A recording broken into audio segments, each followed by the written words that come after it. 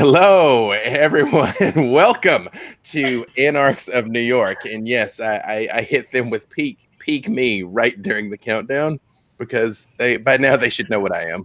They should know what I am. Thank you for joining us on our new home here at Q Times. Thank you, Q Times, for having us. This is episode 6, Ghosts of Melodious Prophesying's Rave. Again, I'll give you that because that one's a pinky up fancy one. Ghosts of Melodious Prophesying's Rave. Again, let's meet our vampires. Like always, how they're arranged on my screen might be slightly different than how they're arranged on your screen. So I will call you guys out here and we will start with Diana. Hi, I am Diana. I am a level of dice employee. I manage the social media stuff. So I am playing Esther, a spunky bruja. And Emily. Hi, I am Emily. I am the corporate manager for Level Up Dice, and in this game, I play Cherry. She is a Toreador vampire, she definitely denies that thing that you heard about her in that ET story. Even though the TMZ story was super true. Yeah. Justice. I'm Justice. I'm the experience director at Level Up Dice, and here on this stream I am playing Dimitri the Gangrel. You have not heard of him, but you know who he is. And Mason, the Dapper Dan here. Yeah, hey guys, my name is Mason Dula. I am the Dungeon Master over at Wizard Rex TV here on Twitch, where we do D&D and Call of Cthulhu and fun stuff like that. On here, though, I play Eli Decker. I'm a caitiff cowboy, a little bit out of my time, but you know what? We're making it work. You are making it work. And last but certainly not least, in new noddest realness, melee damage. Hi there, I'm Melee Damage, and I will be playing Avedon, the La Sombra. Who also is, the best girl. Yeah. So lots of shadow tentacles. Lots of that. It's true. Yeah. Lots of crushing the weak. So, when last we met, in fact, a slightly broader overview for those of you that might actually be joining us for the first time here on episode 6 on Q Times. Our kindred were gathered actually just earlier tonight. It's been a fairly busy night for you all. It's almost bedtime. We're gathered by the vicar at the oldest cathedral in New York, and were essentially tasked with one very simple mission: to protect this turf, to keep a few square blocks around the cathedral safe, in exchange for specific dealings that had been made with each of you that you essentially found pleasing. Shortly after meeting each other, you all were beset by the Second Inquisition just outside the cathedral, as you found out they had a man inside that had been monitoring things, and you all quickly dispatched that team and escaped in one of their vans, although quickly realized that the van was being monitored as well. You all made it to an underground party known as the Pillow Party that Cherry was able to get you into through her advanced social connections, and in the process of met a Nosferatu who was running a speakeasy underneath it by the name of Gigolo. Wonderful fellow. Looks like chicken fat.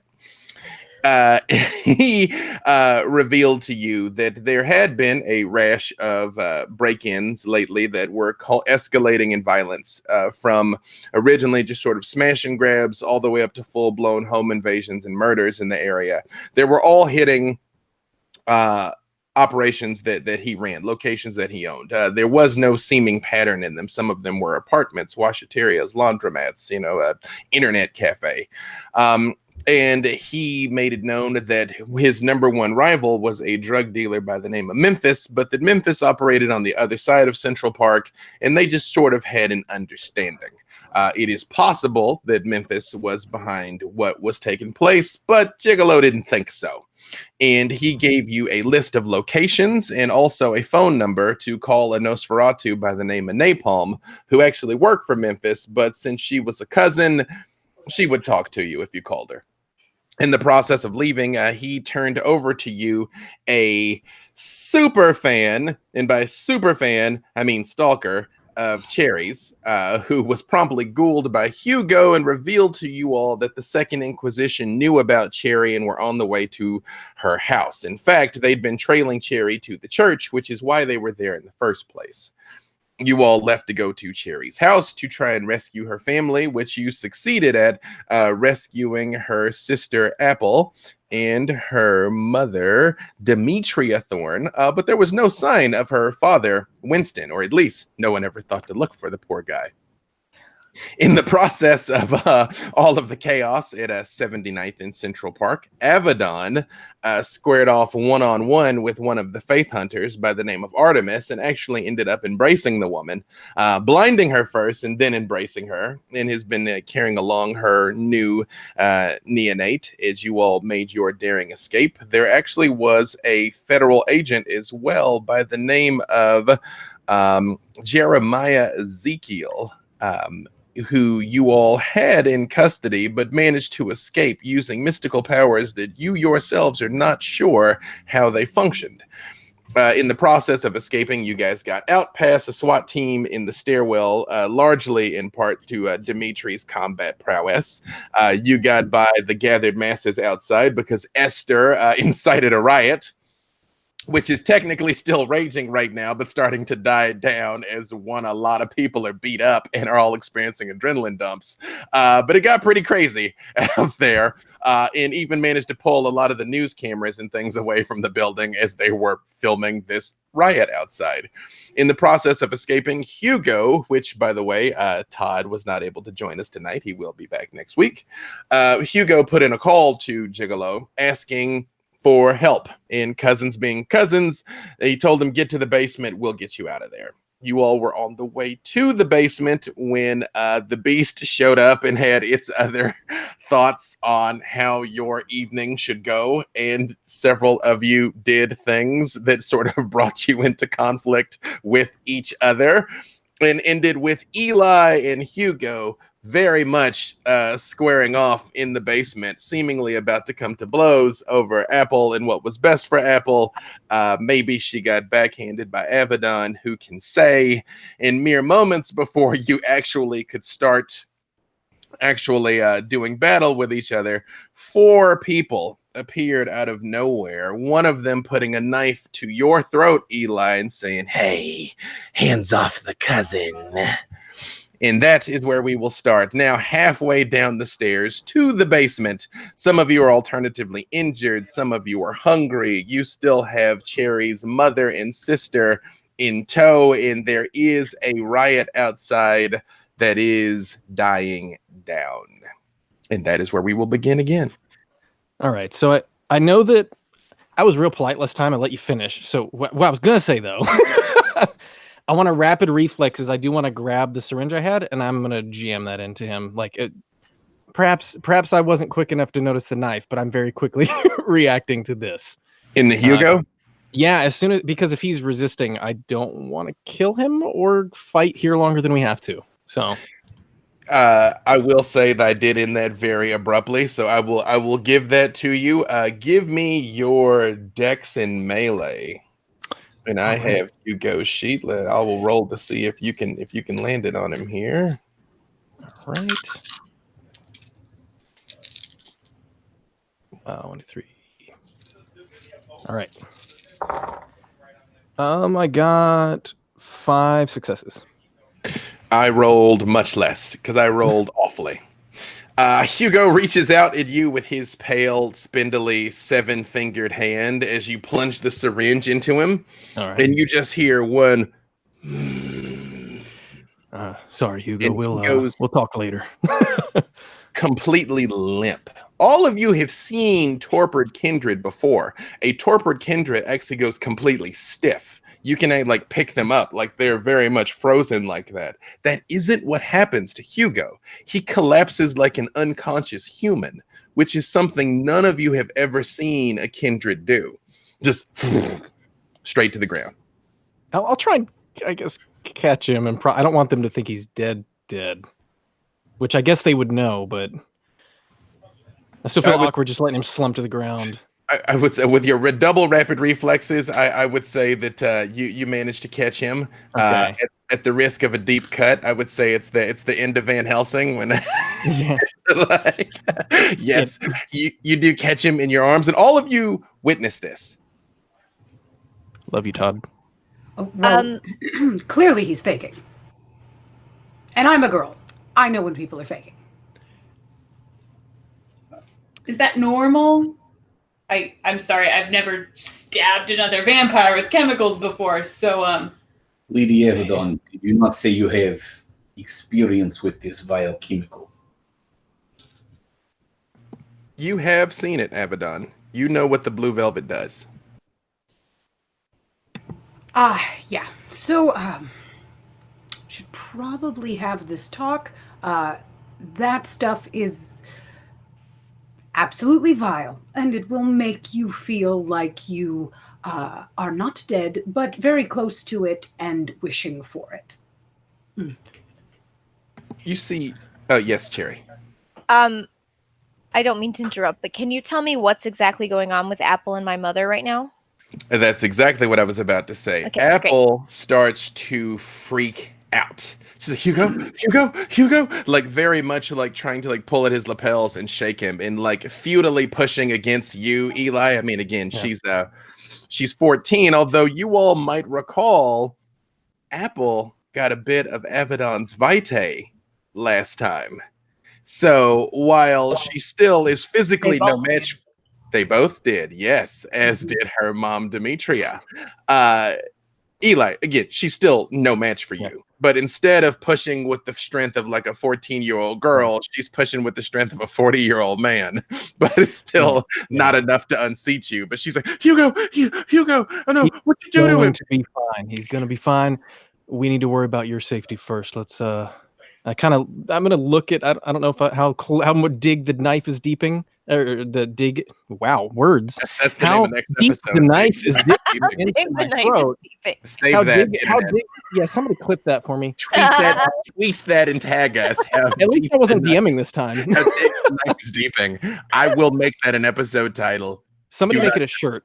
Right. Okay, please. Sorry, go on. Is he restraining me, or what? How violent is he being with me right now? Realistically, it all happened very quickly. Like the knife's coming out to touch your throat, you're stabbing Hugo and sort of catch him. I mean, and this is the first time that you've kind of gotten a look at them. They have an odd orange and black sort of pattern on their skin, almost like a Gila monster, and very sharp, stubby teeth. And he's like, well, I guess he's not dead because he's not ashes. We can still do our job, I suppose. That's right. So Cherry is going to grab Apple and pull her off of Eli and Hugo.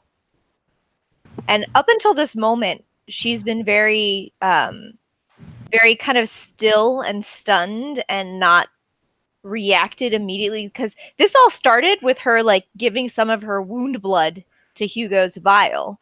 And basically from the second she like did that, all hell broke loose. And in that moment, she's just been stunned. And it's Cherry, it's really been like 10 seconds. Like it took time for us to like describe it, but he was like, can I have some of your blood? Mm-hmm. And you're like, yeah, cool. And now we're here. Yes. Yeah. So I take Apple, sort of grab her, pull her up, dig my nails into her shoulders as I like search her eyes for a second, toss her aside, and then I walk straight up to Avedon and just shove her in the shoulders and like, what the hell were you thinking? They needed to walk out of here. And also, if you'd like to keep your hands, do not do that again. What have you done to my sister? In a couple of weeks, they'll be back to normal. I gave her the strength to stand up and walk out. Otherwise, we were going to have to drag her like dead weight out of here. You know that she's going to want more. You know that you've just given her a taste and she's going to want more. Hold on, wait. Your sister. Sorry, your mother, your sister. You I all. don't give a fuck about my mother. I'm talking about Apple. What did you do? She jumped on my finger. I did absolutely nothing to her. She was the one that jumped on me. I had nothing to do with that, and as you could see by the backhand, I was not too happy about it as well. I cannot believe. She'll be fine in a couple of weeks, and if she comes back for more, I'm not going to give it to her. I didn't intend on giving that to her, but if anyone else comes around looking for her, you're going to have to keep an eye on her for that, because other people will be willing. On the bright side, Cherry, your family literally could not be more fucked up right now. It couldn't be worse. That. When you say that, again, Demetria is still sort of sitting on the steps, semi-catatonic, with the black eyes of oblivion, staring at her hands and looking around, which is, Avedon, a reaction you've seen many times. They're never, ever prepared for the oblivion sight. Oh, there it goes. And you see Apple is, while you all are having this exchange, she's like, I'm right here. And again, it's different what's happening to her. It is the shadows are not pouring out of her eyes so much, but it's almost like each line and crevice, even in her young face, is like darker and more menacing. And there is an aura of intensity coming off of her. And she's like, no, I don't want to be the same in just a few weeks. Hey, look. And she literally pushes past you, Cherry, and goes up to one of the Nosferatu that is standing there, wearing full riding leathers and a helmet. And she looks at you and she's like, can you get us out of here? That's because we're going to stand here and keep talking, and my asshole sister is going to try and pull some trick and ship me off to the fucking Hamptons or something. So I'm going with you people, okay? And the person in the helmet looks down and is like, well, are you all ready to roll? Yeah. Could you take the, like, I'm going to try and slightly push the knife away at this point. He goes, oh, yeah, I guess we're past that, right? Preferably. I kind of glance at Cherry. I can make arrangements for the, for these two. If Cherry's willing to allow it, then we can get on with. Well, I have people that can take care of them if we need to. If anything, this night has taught me. No. If anything, this night has taught me that just when I think I can trust anyone, that's obviously foolish. You are such a child. How long have you been this way? Always? It's no wonder they treat you like this. Let's go. At least you're finally catching on, though. Trusting no one is the wisest course of action. The one in the motorcycle. Actually, I apologize, Dimitri. I couldn't quite hear what you said a second ago. I just said I have things I can take care of the family too. It depends on which direction you wish to go. The one in the motorcycle helmet just says, all right, getaway car's leaving now. And turns and starts walking back down the steps. And you see two of the Nos that were there vanish, but the orange and black one sort of stays. So you guys walk ahead after the person in the motorcycle helmet, and he sort of brings up the rear, walking. I'll reach down and throw Hugo over my shoulders. He is long and spindly, but it is like a complete dead weight. Which again, especially you, Dimitri, and you, Eli, have been around your fair share of laid out kindred. This isn't what happens to them. This is far more akin to an unconscious person. I don't know what is Cherry doing right now?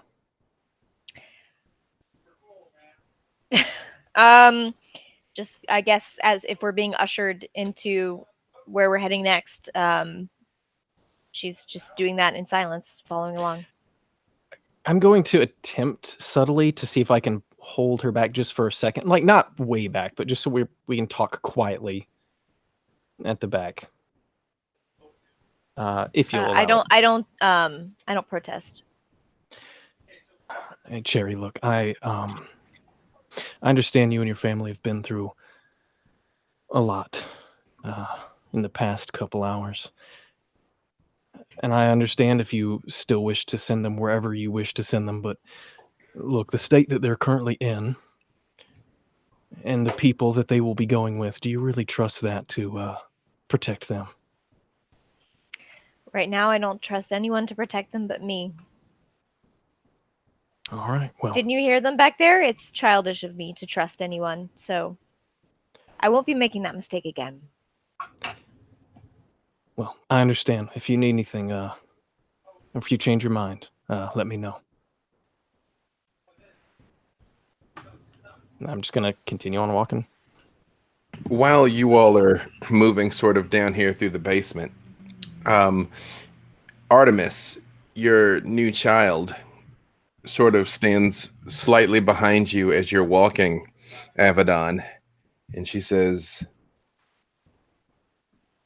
correct me if I'm wrong, but this isn't a normal night for you? Done.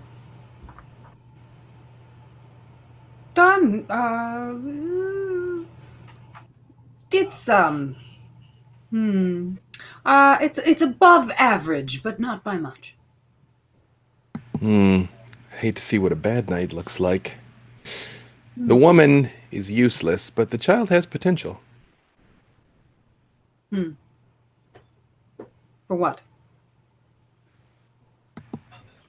She just turns and looks at you with the oblivion that is over her ruined eyes and just like stares right at you for a moment. She's like, to be like us in every sense of the word. She's a child, and above all, she's foolish. You were chosen because you showed great strength in battle. She just intentionally threw herself in the middle of danger. That, to me, does not show promise. That shows recklessness, and it also shows my problem. That becomes a my problem thing. I don't like that. In my experience, the difference between bravery and recklessness is success. She saw an opportunity and seized upon it. Yes, at 14, she is little more than a doorstop and thorn in her parents' side, but with the proper training and conditioning, she could be quite formidable in just a few short years. I was not much older than that when I started. And look at me now. And she turns off the oblivion so that you see her ruined eyes for a second, and then it comes back on again. You leave that girl alone, or I will smack the oblivion sight out of you next time. Are we understood? Like, you can have a rematch whenever you like. And she just sort of falls back a little bit. Am I close enough to hear this? Give me your wits and awareness. Let's see. She is essentially stage whispering. She's only trying to be so subtle, though. So that is 1, 2, 3, 4 successes. yeah, I'll say you heard it. Could I like hang back half a second so I'm next to Avedon and just kind of say, someone's got to train the new pet before they get all uppity. Oh, I'm seeing that.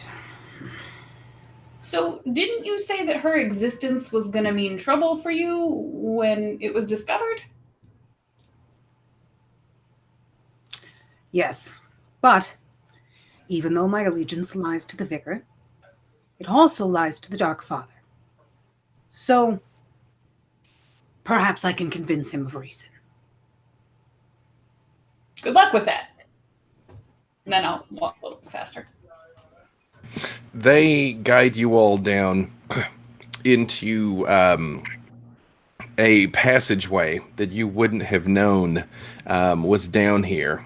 And there are dumpsters. There's about 6 of them because there's a 30-foot uh, building, full of people here, and not to mention all those stores and whatnot. So industrial scale waste. And there is a very large, very filthy dump truck sitting parked. And the one in the riding leathers turns around and is like, all right, in the back. I'll take Excuse me? Hugo, dump in, hop in.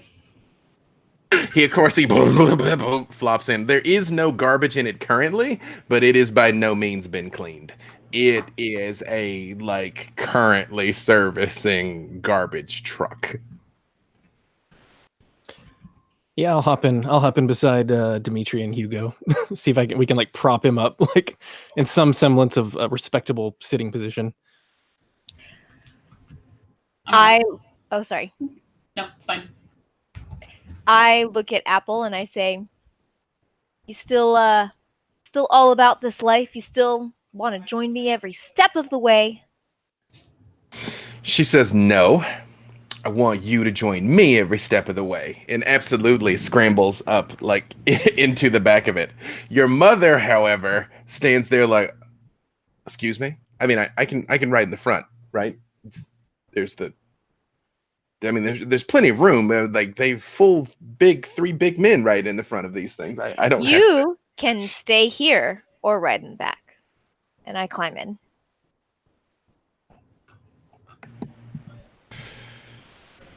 I'm gonna pull a handkerchief from my pocket, toss it to her. You'll cover your mouth for the smell. She goes, thank you. And then she sort of stops for a second and then looks at you, and sort of the pretension really does drop just for a split second. And she goes, thank you for all of that. And she does climb in. She's the full, Pilates yoga mom. She's not unfit, so she kind of scrambles over into the back of it too. Does Artemis hops up on the lip of it and extends a hand to you, Avedon? I step up, mostly on my own. I don't really take her hand. You get in the back too, and you see once you all are sort of in, of course, the garbage trucks have that big lip to stop the garbage from falling out. So you all are kind of down in the bottom of it. In the orange and black one says, yeah, we got to lower the press a little bit to make sure nobody can see you. But I promise this ain't no saw shit that we're trying to pull off. All right. Just don't panic. And you two, actually, you, and he points right at you, Esther, and he's like, and you, he points at you, Avedon. Don't go getting all strong girl freak out and tear the thing apart, okay? So judgmental. Are we away from the view of the public where we're at right now? Yeah, you're in the deepest recesses of this building. You're still in the building, but you're down where they keep the garbage. Yeah, you're as far as you know, there's nobody else down here but you all. I would like to center myself in a very tiny Stygian shroud to remove the oxygen from around me that smells like absolute ass. You do see Artemis sort of slowly crawls next to you there to just sort of sit in your oblivion cloud. And sure enough, yeah. He walks over and sort of slaps the side of it. And sure enough, a moment later, you all do, and the press comes down. And there is about an eighth of a second of existential dread that you're wait, did they just bring us in here to kill us all? Because this would work. And then it does sort of boom. It's a tight fit, but it's what they said it was. And then a moment later, the whole thing starts up and you feel yourself rolling in the garbage truck. I want to lean over and talk to Hugo for just a second, because I realize that there may be. Hey, Hugo, I don't know how there you are right now. I just want you to know that I will keep a close eye on Cherry and Apple. I try to like keep it hush so they don't hear me. I'll keep a close eye on them while you're out, and if anything happens to them, you feel free to exact your revenge when you get back. But we're really not so different, you and I. So maybe when you come to, we can have a chat. His head lolls around with his eyes open, but you are easily able to like sort of like lean down and say this to him with all the ambient noise. I mean, the rest of you do see that he's saying something in Hugo's ear, but you can't quite make it out in the midst of all of the bumping and the noise of the engine and squeaking of metal. Unless any of you want to do anything, like do you have any like texts you want to send or check-ins you want to make while you're writing here? I scoot a little closer to Cherry, and I look at her and I go, "Look, sorry for yelling earlier. This is quite the night. I did not intend to do that to your sister. I'm very sorry that that happened. If there's anything that I can do or the vicar can do in the future to secure her safety away from this situation, please do let me know, and I will see to it that we, I don't know, figure something out to do, whatever you feel would be necessary to keep her safe."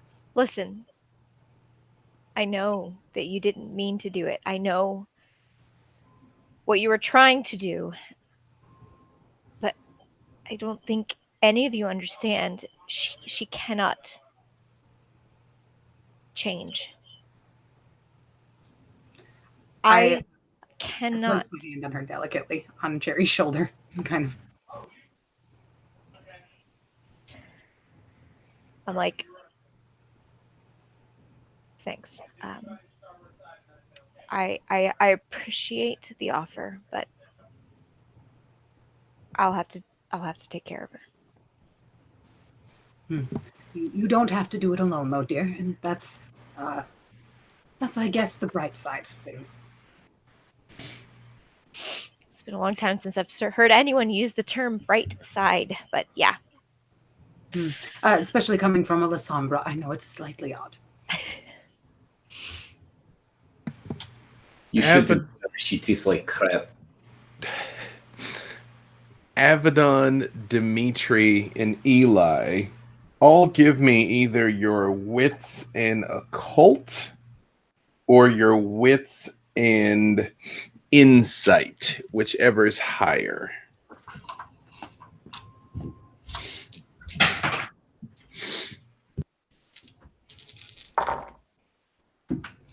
The guy who told us not to go strong girl, is that a kindred, or is that human working for kindred? Oh, he's clearly a Nosferatu. He looks like a Gila monster. Yeah, no, he's clearly not a person. Whoever is in the riding leathers with the helmet on, you've yet to see their face, so there's no way to know what they are. But no, this guy is clearly not human. Okay. So 4 successes on my end. What was that, Avedon? There's 5. You three in particular have been around long enough to realize that sometimes humans can have a certain kindred can have bonds with certain humans that are transcendent, that mean more to them than just another human life.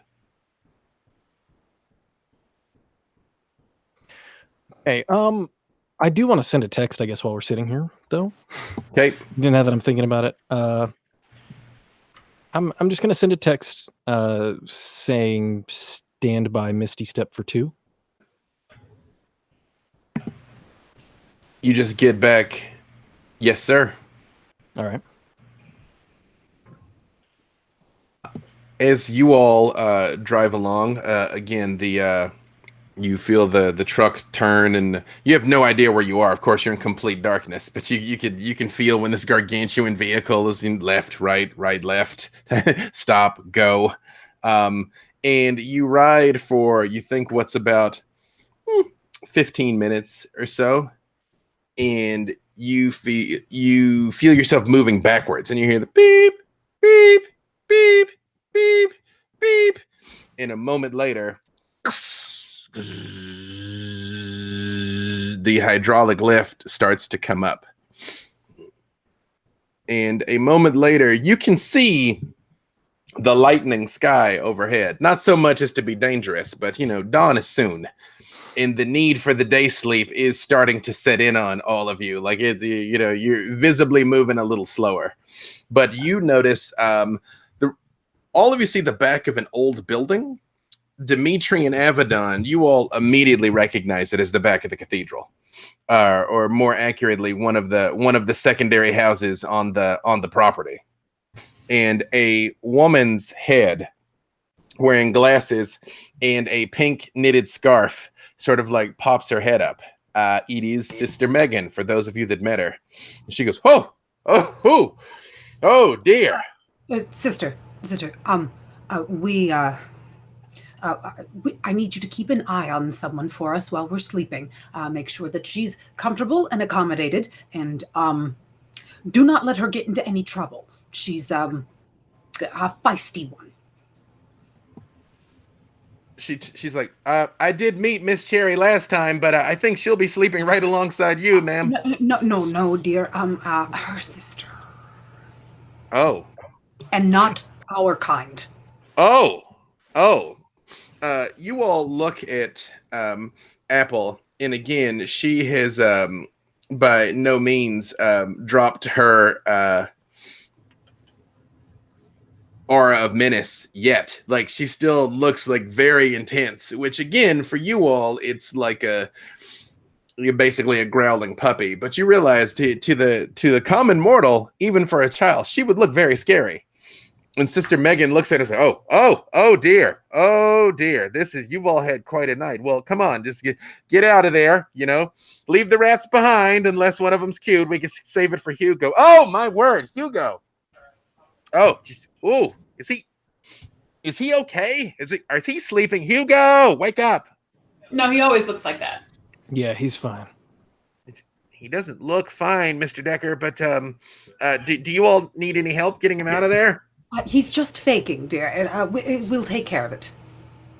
Okay. Well, if you don't mind, I prepared the rectory here. We've got sleeping quarters and I think bathing quarters for all of you.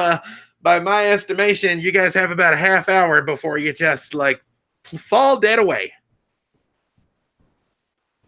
He would like to avoid it. Yes. Well, come on out there.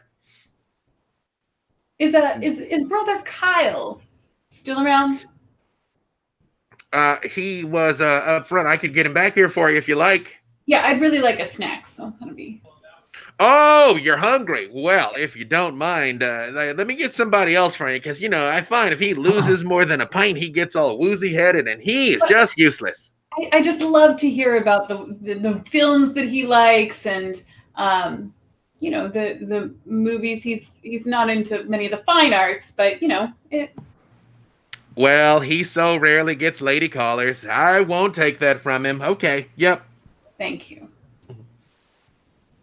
And do you all get out of the back of the yeah? When you hop out, you see the orange person is gone, but the person in the riding leathers is still standing there and sort of walks over towards the cemetery. And as you all get out, she just goes, whew, I got to tell you, we could have done that a different way. We just knew nobody would stop and search a garbage truck. But I'm not going to lie to you. It does my heart good seeing you guys all stinky and dirty. And she reaches up and she pulls the helmet off. And she's got scaly, grayish reptile skin, almost like she's made out of granite, with platinum white hair in piercing violet eyes. And just sort of holds the helmet in her arm.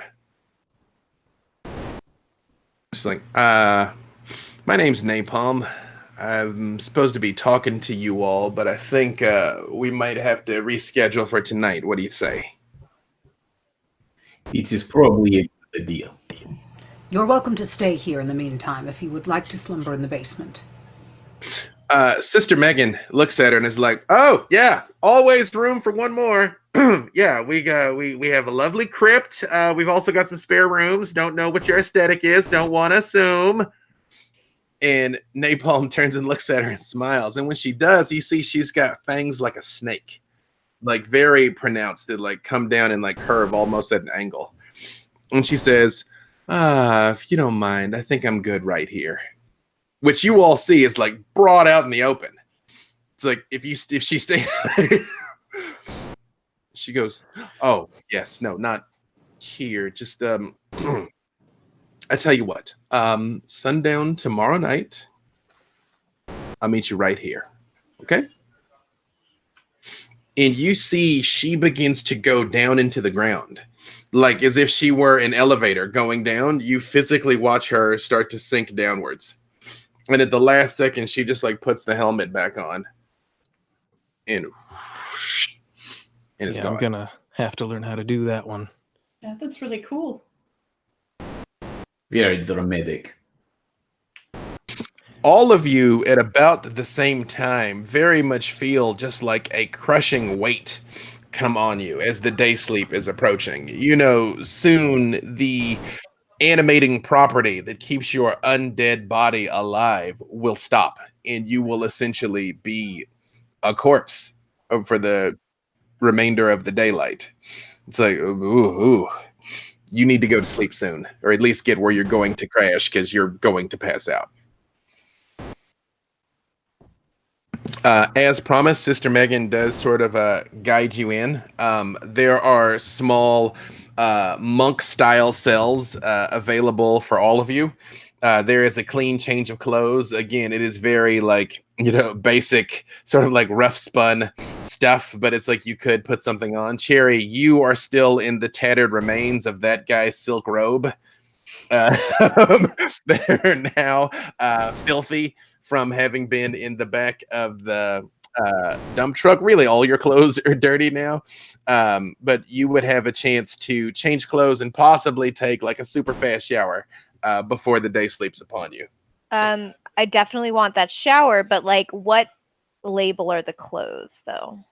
Oh, they're handmade. They're handmade. And as you're looking at them, not only are they handmade, they were probably handmade in like 1920. They're just frumpy and rough. But like, vintage slow fashion, I can make this work. No, there's a Ren Fair vibe to it. Like, yeah, you tie it off with a nice like burlap rope. You can make it hot. Mhm. Yeah, A little off the shoulder type deal. Yeah. Mhm. Yeah, definitely gonna avail myself of that. Does anyone else do anything before the day sleep is upon you? I would like to sidestep with Abaddon for like 5 seconds.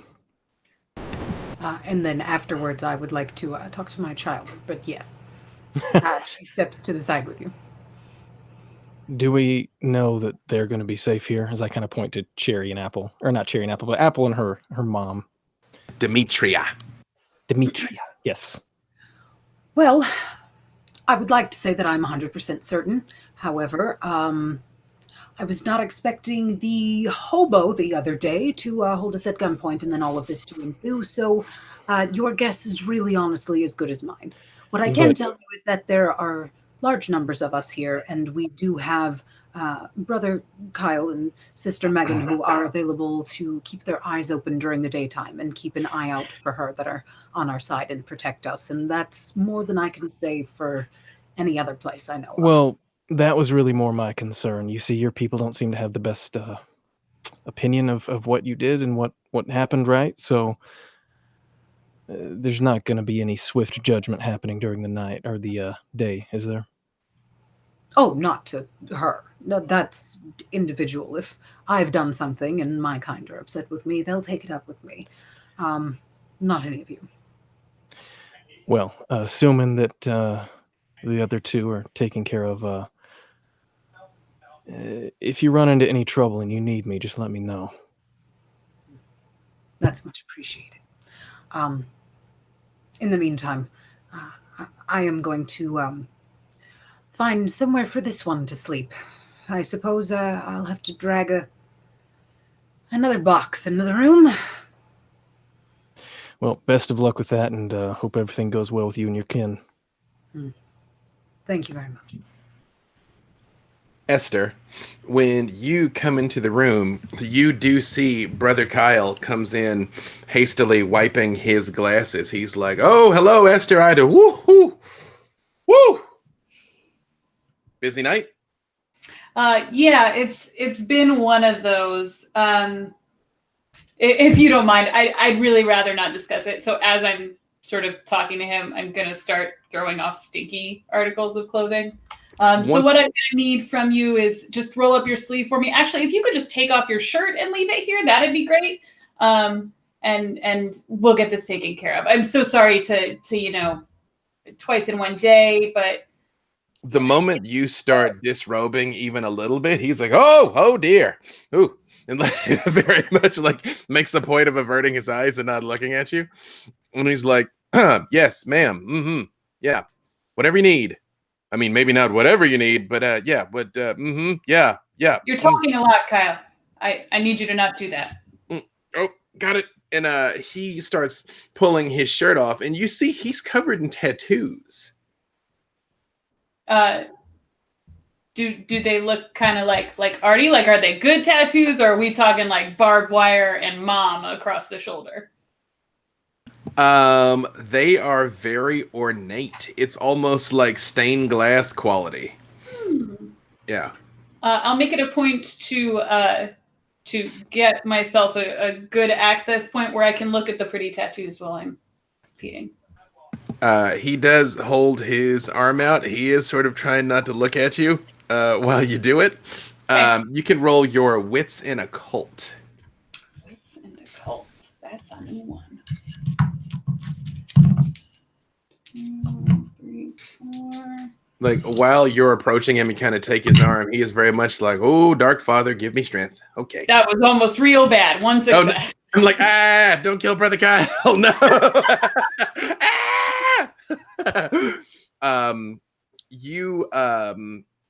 They look religious, but not in any way that is immediately obvious to you. Could I he looks nervous right now, right? Because Once you actually sink your fangs into him, he relaxes instantly because, of course, being fed on is pleasurable. But basically, so once it starts, he,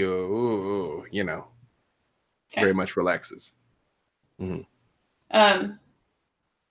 In between laughs, shall we say? Brother Kyle, this is beautiful work. I'm surprised you cover it up. What does it mean?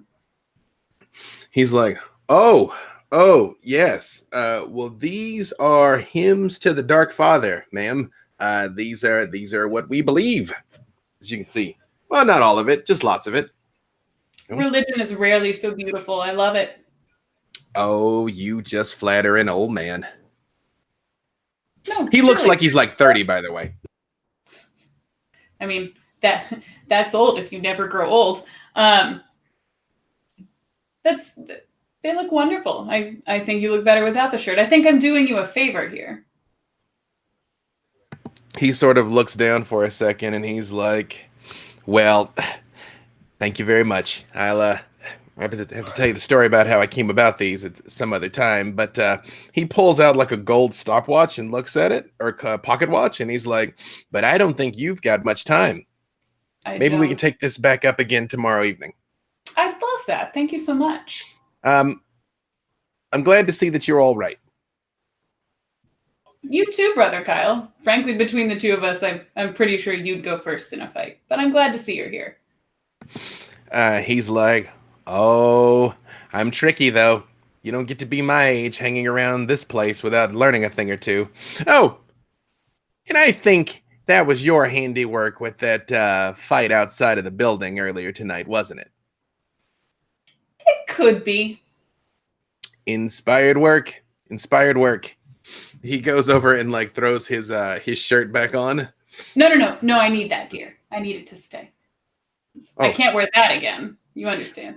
Oh, yes. Well, okay. All right. Yeah. Just ooh, this is how rumors get started. Good night, ma'am. Yeah, good night. Dimitri, That. when you walk into your room, right when you walk inside, the door closes and there is a thick patch of shadow behind it.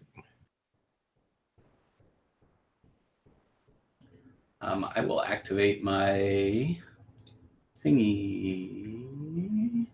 Eyes of the Beast? Yeah, there we go. Thank you. Yes, Eyes of the Beast will allow you to see in this, which I realize some of my Patreon players are going to be. So actually, Eyes of the Beast won't. This was one of those things we had to house rule. Again, some of my players are going to start throwing their books at the screen here. It's a very long story, but currently Eyes of the Beast will not let you see through the oblivion. However, after a moment, you do see the outline of the vicar coalesce in the darkness. You don't see him completely, but it's almost like his shadow. And he's like, Dimitri. I'll instantly drop to a knee. I trust things proceeded efficiently. I would not say efficiently. We got the job done to a point. But we were distracted. What of my child, Avedon? Did she avail herself in a way that was a fitting reflection of me?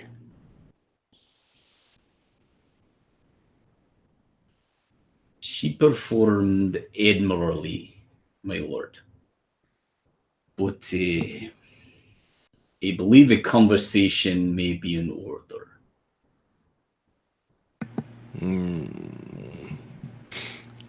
I will address her upon sundown tomorrow. Rest now, my boy. You have done you and your people a great credit today. Thank you. And the shadows like, dissipate. And you see laying on your bed, Dimitri, a very, very old copy of the Book of Nod is laying on the cot.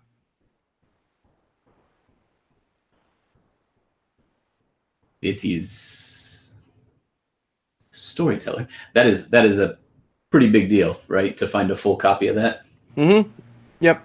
And this is an old one. Yeah. Is it in English?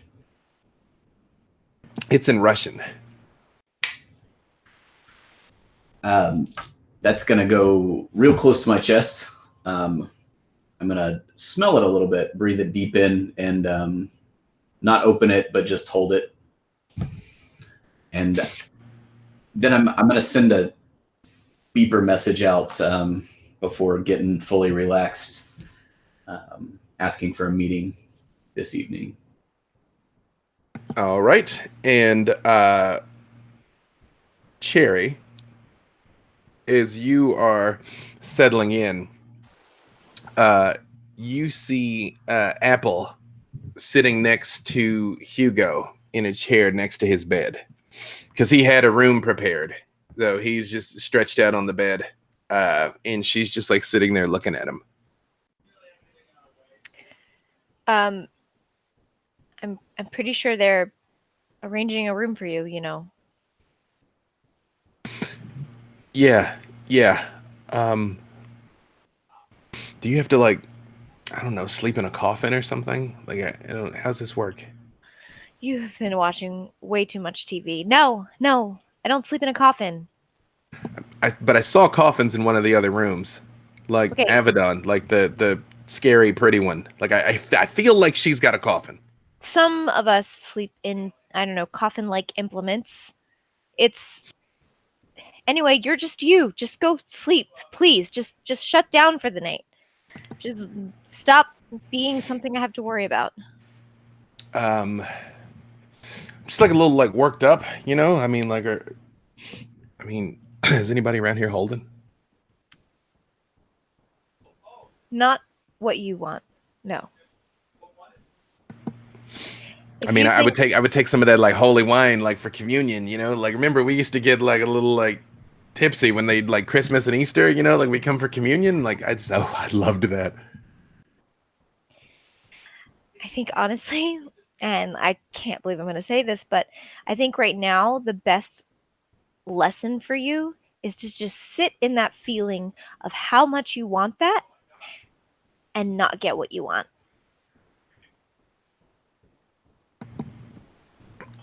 She sort of reaches down and grabs Hugo's large 7-fingered hand kind of in between her two small ones.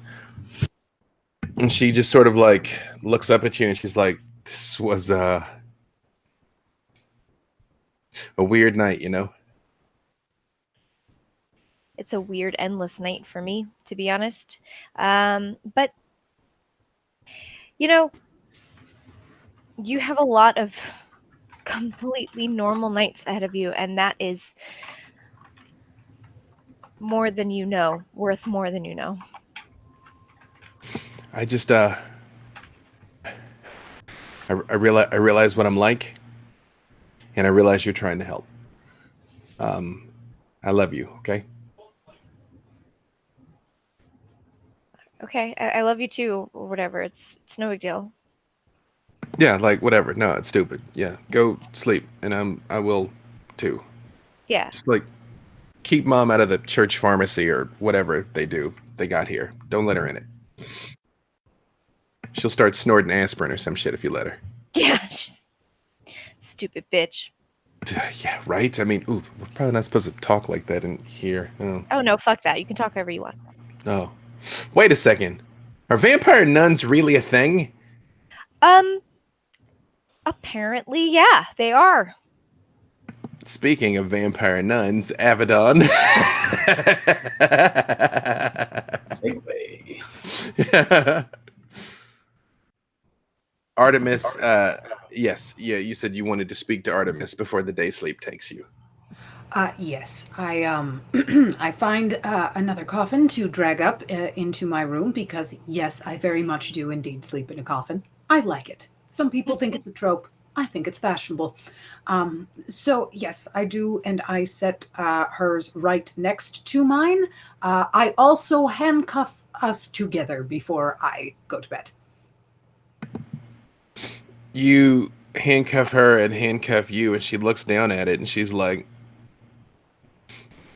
I'm not gonna lie, I'm into this.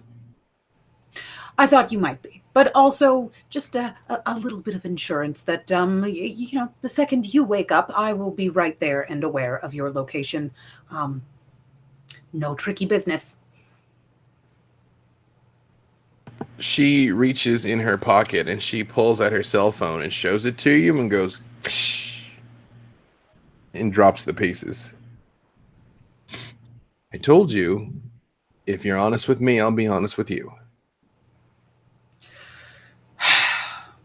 All right, fine. And I grab her wrist and I grab a hold of the chain with my wrists and I just yank it in half. I dropped the key somewhere, but it's a cool bracelet now. Look, I should have you know I've made a bit of a... Well, you know, but things should work themselves out. You should be all right. And, well, that being said, tomorrow I have a lot of questions that I would like to ask you, especially about possible help from my friend and her young sister. Oh, dear, wait till you meet the vicar. I'm so worried. She looks at you for a moment. She's like, you mentioned that before, that what you've done is somehow wrong. I promise you, I won't start any conflicts. However, if they try to harm me, and her karambit just like leaps into her hand again, like she's so fast with it. She's like, I will not go quietly. they try to harm you, you will sit there and behave yourself. He outranks both of us. And, well, kind of. Definitely you. But that being said, if you know what's good for you, you will try your best to behave. And don't they teach you in the military to like have that tolerance when people, spies, they try to extract information from you, keep a straight face like a dancer. Like, that's a thing you do. Is it Name, not? rank, and serial number. Yes. Avedon, give me your wits and awareness. All right.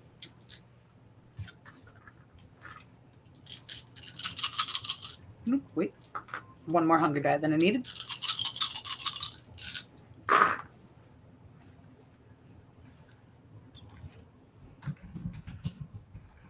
That was almost a crit. No, that is 6. When she pulls that knife out, you remember she had 2 before. Now one's gone.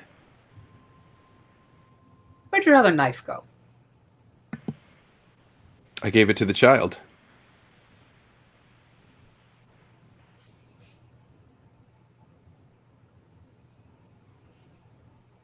Well, thank you for being honest. However, please do not make me regret letting you live. I think in the grand scheme of things, your gift to her was far more egregious than mine. And I she did not lays give the down in child. She stole my property. I'm sure that is a bit of semantics that everyone will take into account when they pass judgment on us both. How does this work? Is that a thing that I do? Is what a thing that you do, dear? That's the thing, the hands across the chest. Do you see she stops moving? The day I sleep just takes her. shut the lid while she's mid-sentence and inside of it. You all feel it comes upon you quickly. You basically have enough time to sort of like get in position. And Cherry, as you lay down and get ready, at the very last thing you see before the day sleep takes you is your mom standing at the doorway with her arms crossed, looking at you. And then there's nothing. When the day sleep comes, kindred do not dream. You are, for all intents and purposes, dead to the world. Any casual observation of your body would essentially make it look like you were a fresh corpse that was laying there unprepared. And when an indeterminate amount of time passes to you, for you it is seconds, in reality it has been many hours, your eyes open again as the sun drops below the horizon. The only reason why you know any time has passed at all is the ambient lighting is changed around in the church. And you are all restored. Your unspent the willpower is all restored that you had spent, so you're charged back up again. However, you do have to make a rouse check to see if your hunger goes up as you face the night. Yes, Dimitri. Can you remind us again what makes up willpower? Composure and resolve.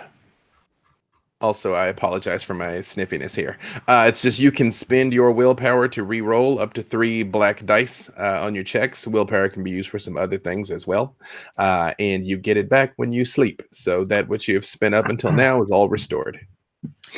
And then on hunger, we all have 1 at least, right? And this is to see if it goes to 2. Yeah, unless you wake up with 1. The only way to get below 1 is to take the last drop from a mortal. And you have to make the rouse check when you wake up to see if it goes to 2. If you pass, it stays at 1. If you do not pass, it goes to 2. Those of you that hadn't fed, if you were already 2 or above, that is true. It just still may go up another 1 when you wake up. And rolling rouse check is which? Just roll 1. Just roll 1 blood die. Just 1. Okay. Yes, Abaddon wakes up with her bane active. Her flaw active. Avedon, you wake up to feel your coffin is covered in vitae. Yours. You are bleeding from the stigmata at your wrist and on your head. And when you sit up, Artemis sits up as well and turns and looks at you, and she goes, "Oh, I thought I saw that before. I thought I just wasn't getting used to these new eyes." Yes, that's a thing. I should probably go find one of the brothers or sisters fairly soon and have a little snack. You see, when you sort of sit up, Sister Megan comes walking into the room. She's like, "Good morning, everyone. The moon is out. The bats are flying." And stops and just hits her knees. And it's like, "All praise the Dark Father." Yes, dear. I was actually just looking for you, and I do walk over and help her up and take her hand and stand her back up and go, if I may. Dimitri, as you are making your way out of your room, you very much see Avedon in this state of the stigmata, with Sister Megan on her knees and Avedon sort of helping her up.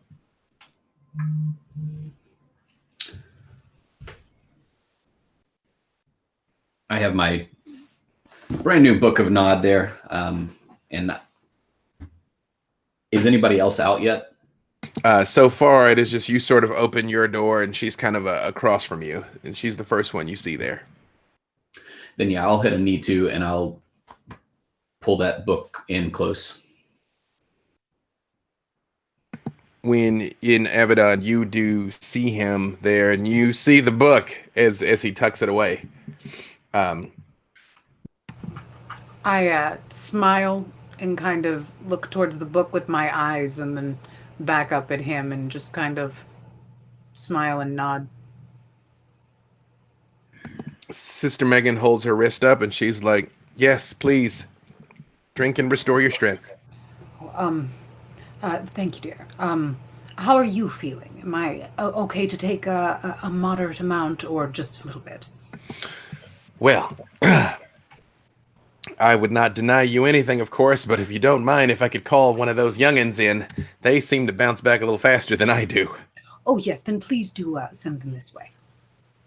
Oh, yes, absolutely. I will, and she reaches and she pulls out a little bell and just rings it. And a moment later, you see 3 acolytes come walking in. You see there's 2 men and a woman. They are roughly 30, 40, and 50. I apologize, you all. Something's messing with my allergies here, not trying to deafen you with my snarfing.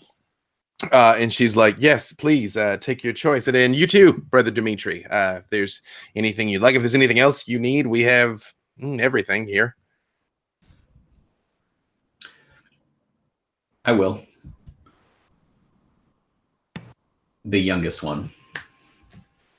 They offer freely, of course. And you can get down to 1. Presumably, none of you take the last drop. That'd be gangster, by the way. You're like visiting. Am I able to get from 4 to 1? A human can take. You can take 3 without killing them. So I mean, like they're not going to do anything else today, but like drink juice and sit in a chair. But yes, you can take 3. Yeah, 3 points without killing. Yeah. You see, do you have any preference, male, female, age, Avedon, or do you just kind of grab the first one? Whichever one's closest. It's about a 50-year-old guy, and when you sink your fangs in, you see that it is pleasurable. He sort of goes with it for a second, and then very much gets like a little woozy. And when you take your fangs out, kind of stumbles to the bed a little bit, and he's like, "Oh, all praise the Dark Father." Yes, dear. I'll have Sister Megan bring you some muffins. Yeah, we'll get him some juice and cookies. That's fine. That's fine. And while you all are standing there, you see the 40-year-old woman just sort of goes like, and stiffens a little bit. And you see Artemis is just bitten into her calf. Like just right from the casket. It's like, What? First of all, savage. Whoa. Manners.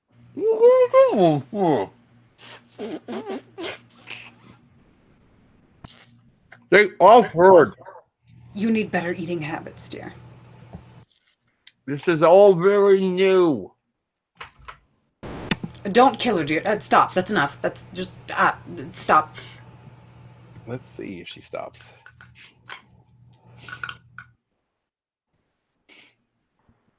She does. When you say stop, she's like, mm.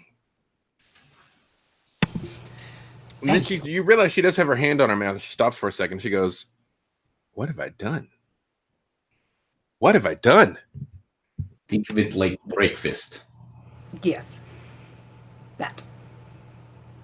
Eli, Esther, and Cherry, again, you all too literally come to life again. Again, it's like you lay your head down, oblivion, up again. Yeah, I would hope that I didn't stay too far from like Apple and Hugo, so I'd immediately kind of go peek in and try and figure out what their situation is. I don't know where she slept or what.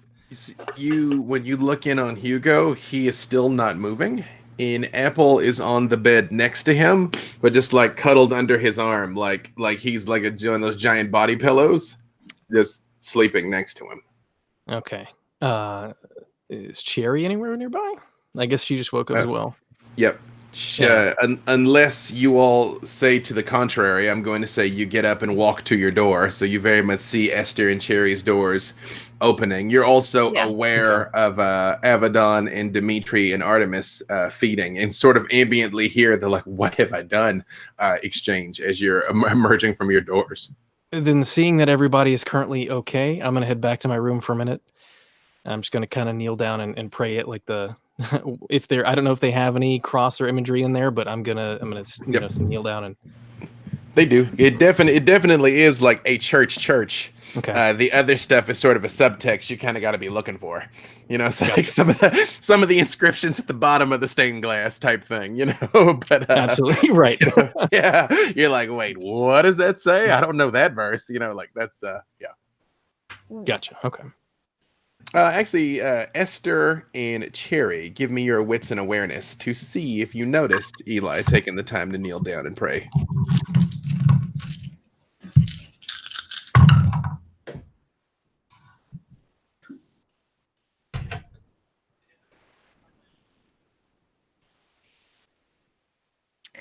That is 4 successes.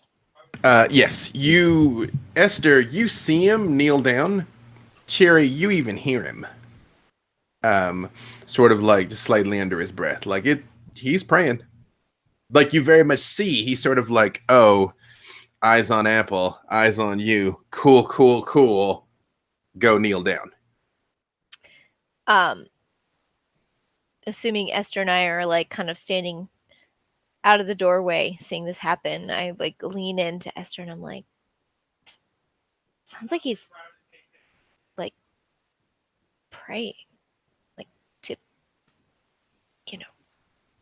Surely he knows that's not going to do him any good. I mean, right? That's what I would imagine, but I think it's clear that he's a little different. Something's a little different with him, right? Can I sort of gently grab the crook of Cherry's arm and very quietly edge close enough that we might be able to overhear him and hear what he's actually saying? Eli, well, 2 things. One, give me your wits and awareness to see if you're aware of their approach. This is a creaky church, so I mean, there's a chance that we step on the floorboard. There's a little yeah, of course. Unauthorized feeding happening too. It's real loud out here. So loud. Mm-hmm. Wits and awareness. Okay, cool. I got those. Like Artemis is just over there like Nom. She's going full Cookie Monster for the first time in her kindred life. Yes. This 6. I will say with 6, you are aware of that kind of exchange, and there's like gentle approach. I'll leave it up to you whether or not you alter or if you let them listen. I mean, yeah, they're welcome to listen. It's relatively short. I would say, just like he does whenever he enters the church, his hat is currently kind of sitting on the bed. I I would say you hear mumbling through not only just kind of things like, well, Lord, I apologize for the lives that were taken and the ones that were not saved. And it kind of, as he kind of goes through trying to, you could get the sense, I think, that he still is trying to atone, not only for the sins of the previous day, but for ones long past. But otherwise, I don't think he would alter anything he's doing. Sounds gaudy, right? Like little goddish. A little bit. I hope he knows he's not going to be forgiven. That's not really a thing that we get. I will say, with your 6 with awareness, Eli, you hear that exchange. You hear Esther say that. She may not know you hear it, because I mean she's sort of like whispering it to Cherry. Oh no, I'm not whispering. Oh yeah. Yeah, you're like, bro. Yeah. Yo, dog. Yeah. He's not listening. Yeah. Yeah, Eli, you definitely hear her say that. Yes. All right. I'll just I'm not gonna respond. I'll get up at this point, kind of stand up, take my hat off I'm not gonna put it on yet, but I'll grab it off the table there. I'll probably text in an order for some new, not stinky clothes to hopefully be delivered, and then I'll keep walking my way out to where everybody else is. You all notice your clothes that you took off last night have all been laundered. They are all clean. They're not like professionally dry cleaned, but they're thoroughly cleaned. So your stuff is good again. And Cherry, as scandalous as like 1950s conservative religious attire could get, you've been brought this sort of like white cotton rough spun dress with like a scandalously plunging neckline that goes to like the sternum, mid calf, you know, Yeah. what the dirty girls wore in the 50s has been provided for you. Yes. Excellent. I'm going to put it on, and it's going to be that absolutely obnoxious thing where, like, it shouldn't look good on anyone, but god damn, it looks fucking sexy on Cherry. Like, it's stupid. It doesn't make any sense. Again, having been on the internet, there's a market. As Cherry, Esther, and Eli are sort of making your way out, you see Brother Kyle does appear back in his standard regalia, Esther. And he's like, oh, good evening. Can I get you all anything to break your fast? We have been taken care of. I'm all right now, Kyle, but I do think you should come visit me before sunup. When you say that, Sister Megan sort of looks at him like, and he's like, oh, stop. I would love it, Miss Esther. Yes.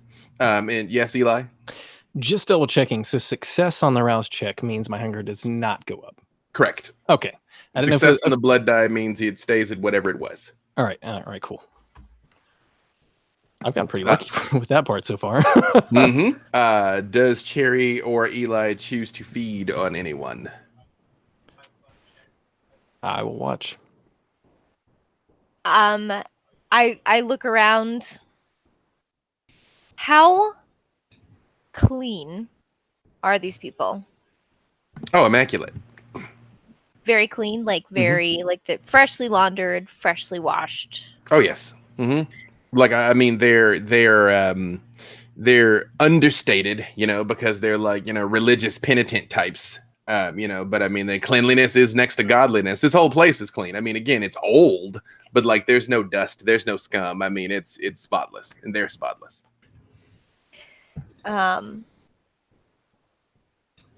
Okay, as my eyes scan them, I'm like, did anybody ever see the music video where I wore a thing kind of like this? Like, it reminds me of that music video that I did, right? Anyone else getting that vibe?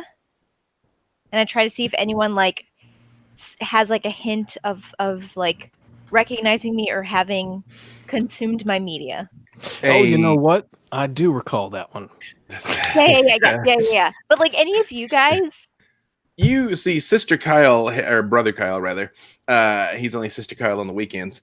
Brother Kyle has brought a handful of other penitents with him, and you realize sort of a younger man just sort of kind of raises his eyes from the floor for a moment and is like, I really liked that album, Miss Cherry. Thanks. You'll do. And I take him. Oh, I But get I it. She wanna- wasn't really asking I me at want to all. take him back to the room so I can consume him in private. As you sort of take him by the hand, you realize Brother Kyle kind of puts a hand on his shoulder and is like, beware the lust of the heart, son. And he's like, yes, sir, yes. And like very much tries to like, as you go into the room. But the moment you close the door, Cherry, again, his face is like, Yeah. I take his arm and I'm like, what was your favorite part? yeah, no, he's like, the part in the fountain when you were dancing and there was the strobe lights. Oh my God, Yeah, that was like our whole budget. And I like bite into him. yeah, we used to rehearse that one back in drama club, and of course he goes with it. Cool. Meanwhile, back with the rest of you, as Cherry is feeding there, Avedon, Sister Megan sort of leans in next to you, and she's like, "He would like a word with you, ma'am. He would like a word with all of you." Should I speak to him separately beforehand? Probably. Yeah, I think so. Yes, I assumed as much. I'll head that way. If you could just see to everyone to make sure that they get there at the right moment, not a moment too soon, I would appreciate that. At a dramatically appropriate moment, as we like to say. Yes. Mm-hmm. Least dramatically. Yes. At an appropriate moment, not a lot of drama. Well, guess the only easy day was yesterday, right? And by my estimation, yesterday was not an easy day. No, quite the contrary, as a matter of fact. Yes, thank you for mentioning that. I will head that way, dear. Thank you. He is in the under chapel. Oh, all right. Thank you. Sure enough, Avedon, you make your way down sort of through the twists and turns in passages under the church to the underchapel, which is a direct copy of the proper chapel, but it is underground and all of the iconography is expressly noticed. All the symbols and everything. It is honestly your favorite place in this entire building. And you see up near the altar the striking form of the vicar, standing with his back turned to you, looking up at the gigantic stained glass representation of the Dark Father.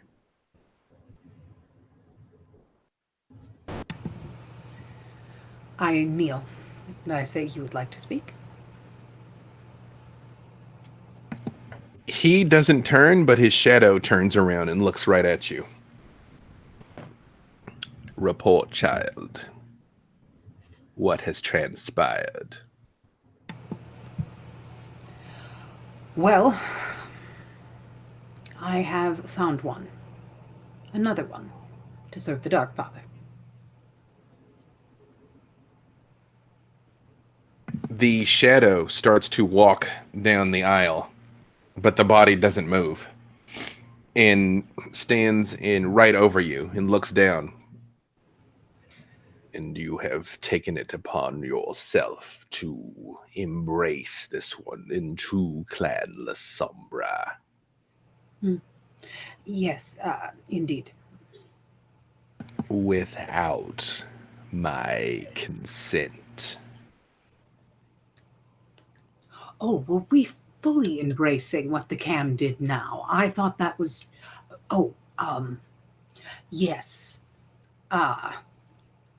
I suppose that, well, see, I wasn't expecting you to actually have a problem with it. I was just expecting you to, well, for show.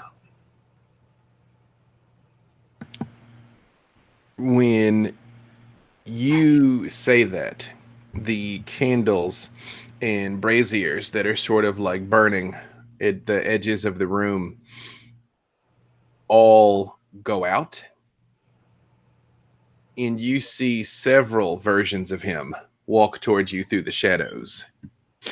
One of which leans down right next to you and is like, "My child, we must maintain all appearances, including the traditions, including the embrace. Who is this that you have brought into our clan, and why should I not separate their head from their body now?" Because if I thought that was necessary, I would have already done so, and I believe that you know that. The candles sort of go up again, and at the altar, he turns around, and you see his severe face staring back at you. He always looks vaguely irritated, so it is difficult to get a gauge, but the fact that he is still talking means he's probably only so upset. He takes a step towards you and he's like, "You do understand that with the right of procreation, anything your child does is a reflection upon you, as whatever you do is a reflection upon me." I'm aware. However, they showed great strength, great fight. In reality, I think they'll do well here. There's a spark inside of them. And you could not cultivate this spark before you maimed them. Well, I don't suppose I know what you mean by that. Its eyes are ruined. Oh, yes. They can still see. And Avedon activates her Oblivion Sight. When you activate your Oblivion Sight and you look at him through the sight, the room is filled with dozens of versions of him. You see this one body, but there might be 20 of him standing around. One of which is huge, nearly the size of the whole room, standing in the back. And he turns and looks and he's like, "A joyful chorus, yes." Yes, I never quite get used to that. "You may stand, child." And she does.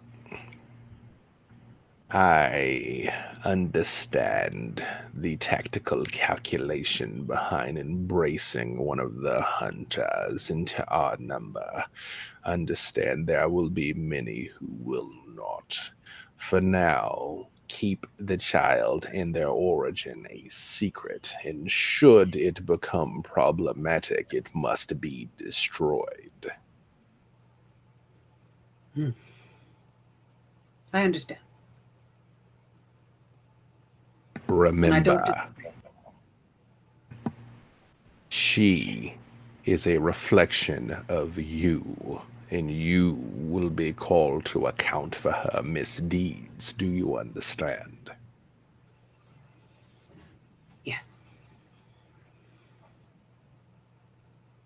He reaches out and he just very faintly with a thumb touches on your forehead where the stigmata was, where there's the faintest smudge of vitae. And he's like, "You are special to the movement, child. You are aware of this. It does not make you infallible. You would do well to remember that." Understood. "I am, however, proud of the fact that you managed to twist her into the very thing she so dearly hated. Imagine their faces when she plunges her blade back into those who once trusted her." I look forward to that. Now, what of the others? Have they performed admirably? Yes, they've done well. It's been messy, but uh, a new group of people. It'll take them a little time to get used to working with each other, I think. But there's a lot of promise. Surely you must have imagined my surprise when it was brought to my attention that after a simple mission, my child returned with a child of her own and 2 ghouls. The ghouls were also unintentional. One was a civilian that we needed to get out of the building a little easier, and they weren't doing so well. The other, just a very sneaky pain in my ass. Avedon, we, La Sombra, are the supreme clan of the kindred. We are the pinnacle of evolution. Our gifts, membership in our prestigious line, must never be given accidentally or hastily. Do you understand this? Oh, I am well aware.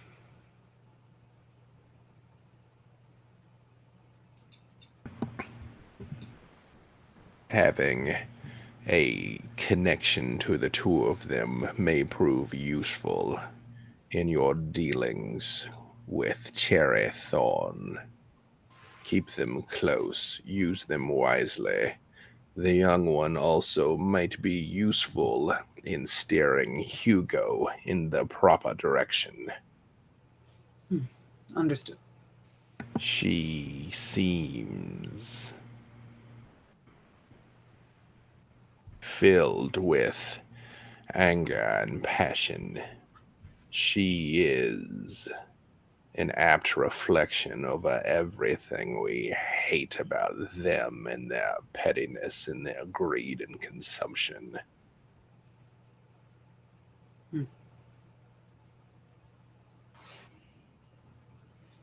Understood.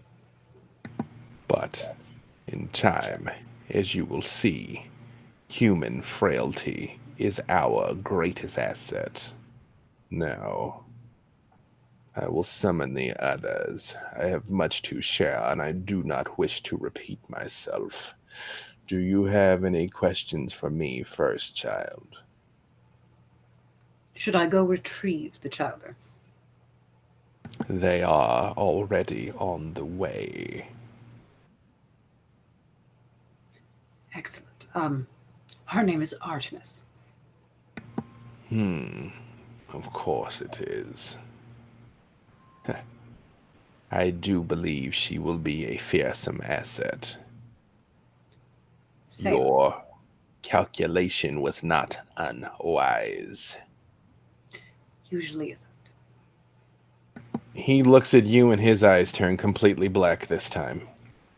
And he's like, haste is almost always an error. Remember this.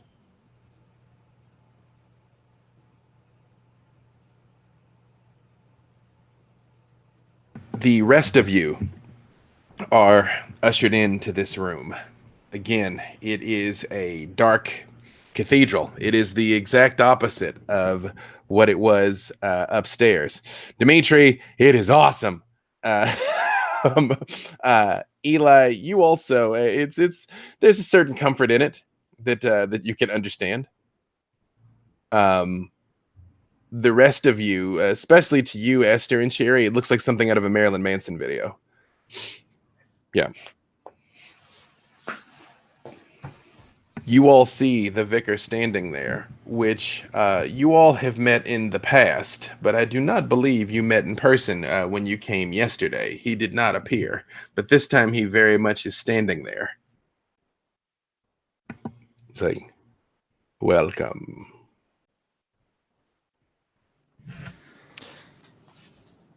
I mean, if they're just standing there or kneeling, I guess at this point, I suppose I'm going to go sit in a pew and wait to hear what they have to say. Do the rest of you, May, we lost your camera, by the way. Do the rest of you try and find a place to sit? Do you stand? Do you wait? You all know who he is, by the way. You just didn't see him yesterday. I'm going to remain standing. I'll get a little bit closer, but I'm going to remain standing sort of just with my arms crossed, waiting. Same. This is a small chapel, so there are pews and everything, right? Oh, yeah. Mm-hmm. Yeah, I'll go to the front and sit down. He sort of walks back up towards the altar, like where a priest that was performing a sermon would go. Again, he's floor-length priest frock, all black with red accents. And he turns around and he's like, all of you performed admirably yesterday, both in your defense of this place and in your pursuit of your task. I understand the unavoidable detour to the Thorn residence. I trust your family is well, Miss Thorn. Pretty loose definition of well you got there, but we're here. Don't know where my dad is. I have gone about locating his whereabouts. If you wish to renegotiate the terms of our agreement to include his safety and well-being, I would be willing to discuss this with you. Which agreement are you referring to? He takes a step closer to you and he's like, I do not make it a standard policy of divulging the terms of our understanding, but all of you have something that you wish for, which is why you have embarked upon this task for us. I would no sooner reveal what we agreed to, Miss Thorn, as I would reveal what I agreed to with Mr. Dimitri or Miss Esther. Right, that. Yes.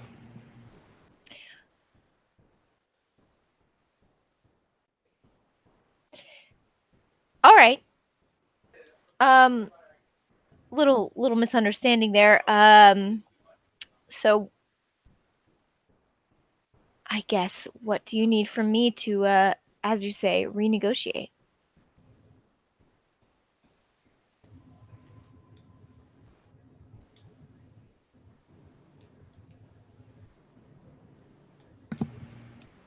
He just sort of looks at you for a moment and he's like, I will tell you what happened with your father at a later time. At this exact moment, he is alive and intact and in federal custody. Well, to be honest, he's probably safer there than my mom and sister are here.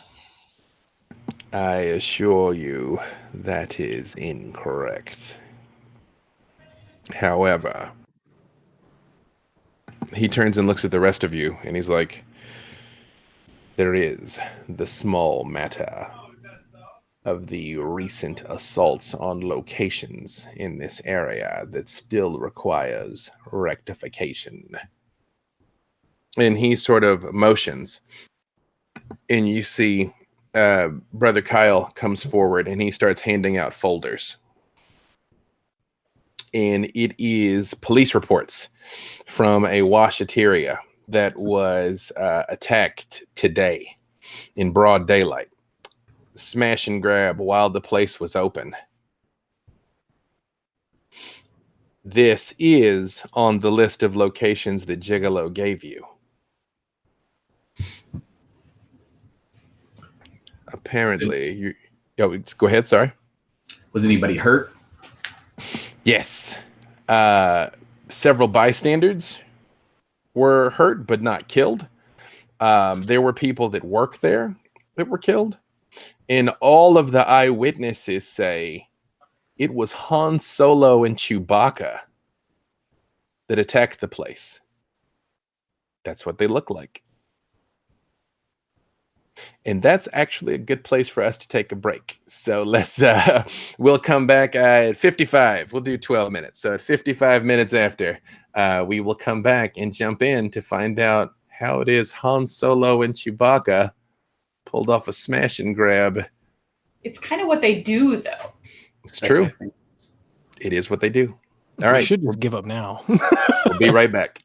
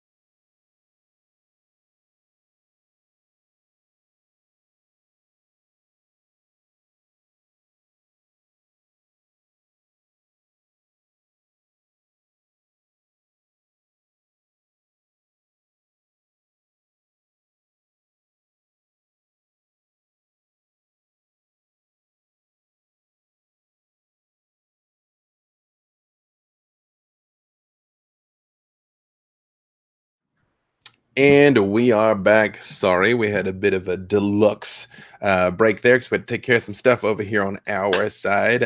Emily had a thing come up. She will be rejoining us shortly, but a wild melee damage has reappeared. Again, to recap, you all were in the presence of the vicar there, and he has just revealed to you all that there was a daylight smash and grab robbery on one of the sites that was on the list of gigolos holding. It is a laundromat, a washateria.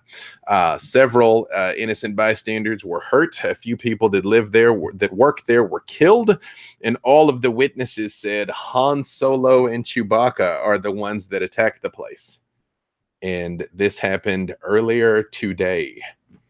And they have given you official NYPD police reports, up to and including taking the witness accounts that Han Solo and Chewbacca did this. Are you talking about actually like dressed up? Did they give any? I'm confused. I'm sorry. Right? The vicar looks at you again with the same mixture of boredom and irritation that is always on his face. He's just like, it has not changed at all. But again, you all have police reports with multiple eyewitnesses. They all say the same thing. But that Chewbacca was tearing people apart. Okay. Like he did literally rip someone's arm off and beat them with it. They saw that. It doesn't really make sense. They're like, people were there. They were doing their laundry, doing their thing. They walked in. Han Solo started shooting. Chewbacca jumped on a guy, tore his arm off and beat him with it, and then smashed in the back door. And the two of them ran in the back door, and everybody else left at that point. And the crime scene photos are a bloodbath. People are dead, like they were ripped apart by an animal. Well, It sounds like it could be the work of our basement dwelling cousin friends, no? They change the way they look. That sounds accurate. Yeah, but unless I'm mistaken, Dimitri, and again, no offense to you, but you can kind of do the same thing, right? Maybe not quite appearance-wise, but Chewbacca, maybe they were just recognizing one of your kin as, well, maybe it was a little more animalistic, but the heat of the action, who knows? That's kind of offensive. He's not that hairy. You cannot tell if you are being insulting. You said there were multiple witnesses. Is there any kind of security footage of this? There is not. And Okay. Brother Kyle steps up and he's like, yes, excuse me, if I might, sir. Yes, again, this was at noon today. This happened here. There are no cameras. Apparently, this gigolo fellow that you met had a vested interest in not having there be any surveillance of the exterior of the facility, at least not that he was willing to turn over to the police. Presumably, he himself is waking up about now, like you all. You said it happened at noon? Yes, ma'am, noon today. Oh, well, then kindred is off the table. It does seem to exclude your list of suspects, yes. What? The napalm? Was that the name of the woman we met yesterday? Yes, she was sleeping out back, I believe. Mm-hmm. Yeah. No, she didn't look like any Star Wars character to me, but presumably there's some reason she's hanging around, right? Maybe she saw something. She can deal with the daylight. Would you like us to invite her in? She is out in the cemetery, sort of milling about, really. I like to do that too. I think it's very peaceful out there. We did schedule a meeting with her. I don't particularly like her hearing the details of this conversation, so perhaps it's one to have afterwards. That is wise, Esther. Isn't she also a Nosferatu, though? She is, I believe, and he sort of flips through some papers that brother Kyle had. He's got like one of those leather attaché type things. He's like flipping through. He's like, I believe she is on the payroll of a Mr. Memphis. Terrible piece of work that operates over on the other side of Central Park. We'll deal with that in a moment. But if it happened at noon, and it's a furry thing, chances are it's probably a lupine. But we can go ahead and ask the Nosferatu, who was also asleep at the same time we were, if they know anything. Sure. She knows the crew. She might know if there's something that could do damage like this and still alter its appearance to look like pop culture references that are near 30 years old now. Could it possibly be that they didn't really look like that, and it could have been a mind thing? Some of us have the ability to rewrite memories and things like that. I think they do as well.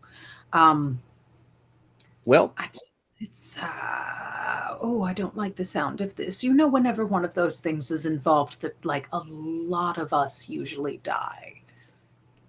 Well, a couple of things. That particular pop culture reference is nearly 40 years old, ma'am. More than 40 years old, really. I remember I was there for the premiere. People thought that movie was going to bomb. Second, we have heard similar accounts, ma'am, to your point there, that there are some creatures that when they look at them, the mortals just they sort of alter it in their mind. And at this point, Artemis speaks up in the back. You all almost hadn't noticed that she had come in with you. She kind of stopped at the threshold of the sanctuary and has just been looking around once she came in.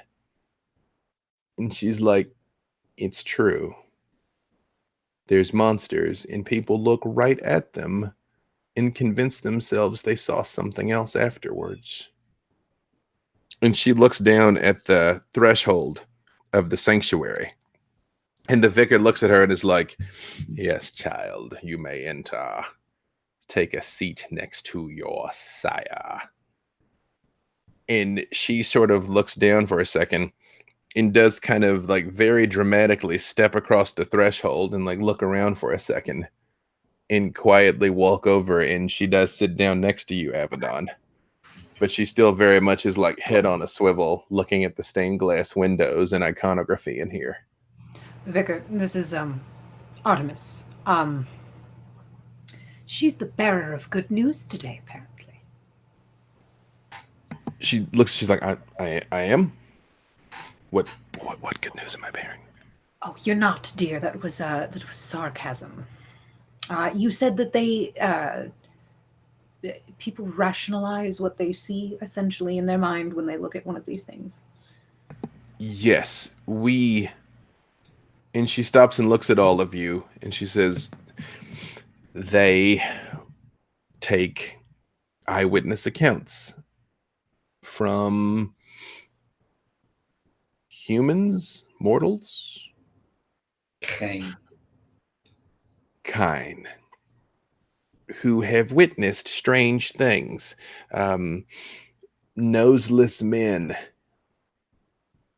anomalously durable pop stars, people that go into art exhibits and never come out again. And we track those things. And what we came across, they came across many times, was people that we'd show up and people had been torn to pieces, and they'd tell us a dog had done it, a bear, a coyote, Chewbacca. The rare times we got any video footage, we knew that it was no such thing. I have no more insight into what this might be in particular. I was sleeping alongside my sire here.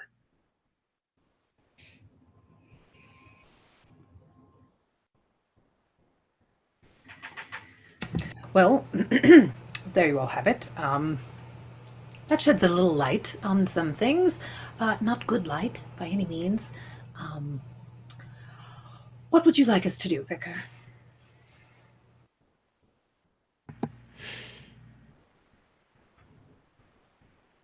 go to this place, look about, see if you all were able to determine something that the mortal authority was not.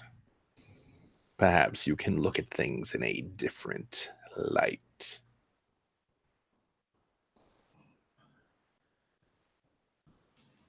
Another field trip. Great. And sadly, I'd hate to inform you that this one is probably a bit more dangerous than the last.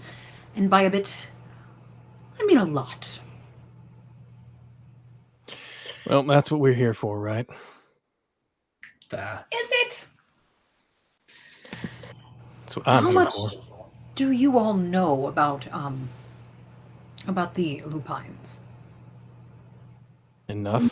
Until about 5 minutes ago. So anything you do know would probably be helpful in that whole survival thing we were just discussing.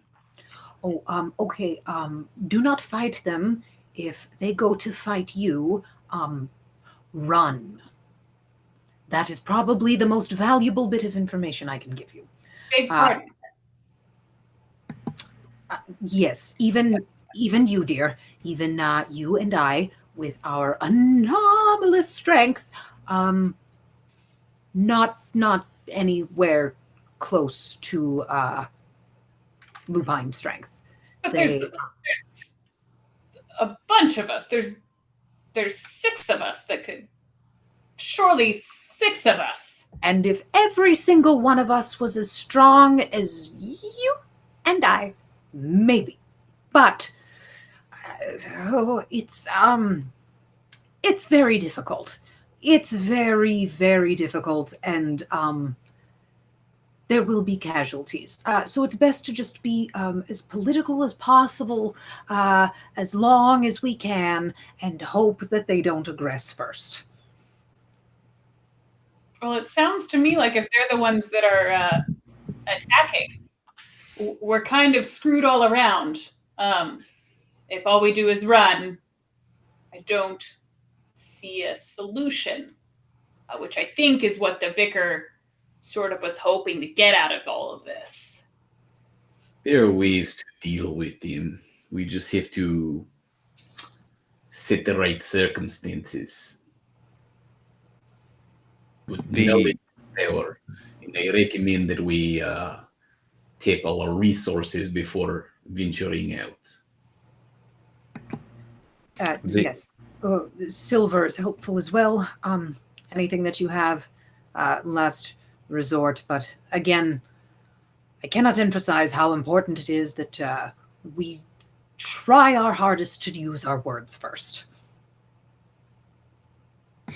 The vicar turns around and looks at you all and says, I have great faith in both your wits and your brawn and problem-solving abilities. I believe you are starting to see now why I chose to have such a grand assemblage of protectors. Now, unless there is anything else, I believe you all have somewhere to be.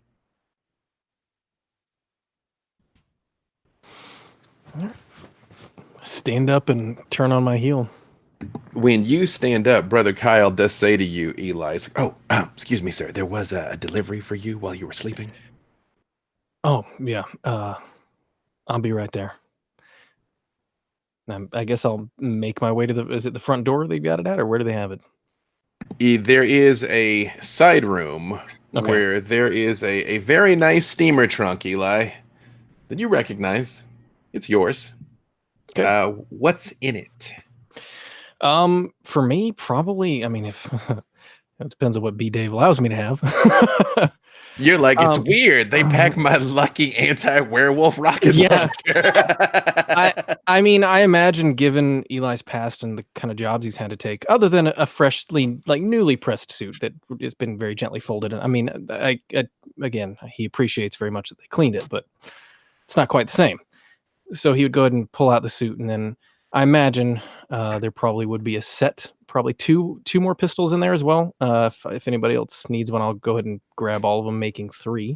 I would hope that B Dave allows me. I've definitely given the type of prey that I often need to track and bring down, I would hope that I could have a couple magazines of silver bullets, and maybe even one of incendiary. All right, hold on a second here. All right, so here's how we're gonna do this, Mr. Decker. Yep. You are a man of not of no small resources.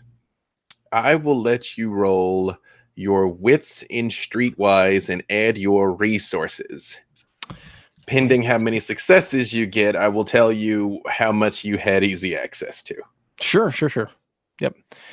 Oh, look at me, smart, putting 2 points in streetwise. Hasn't come up yet, but Hey, people. Yeah, resources. What did I actually put into that? Wait, do I get to roll if I have 5 dots in the one thing? Is that what I get to in this case, yes, you can add your wits and your streetwise and the number of dice for your resources. Yes. I have to roll more blood. That's too many dice. We'll make it work. I'll just roll these first. Why is life so hard? Too many dice. Let's see. I have 3 criticals there. 1, 2, 3 regular successes. And then I need. So that's what, 8 already? Yeah. So and then I get to roll. And you haven't rolled all your dice yet? Yeah, I rolled 2 more, and then I have to roll my blood dice because I haven't rolled that yet either, and that's 2 more on top of that. So that's 10 total with a crit. That sounds right. Yes. Yes, I'm going to say you have a revolver with 6 silver bullets. Okay. And you do have a clip of. Do you want like Ralphus rounds for an incendiary handgun, or do you want Dragon's Breath and a shotgun?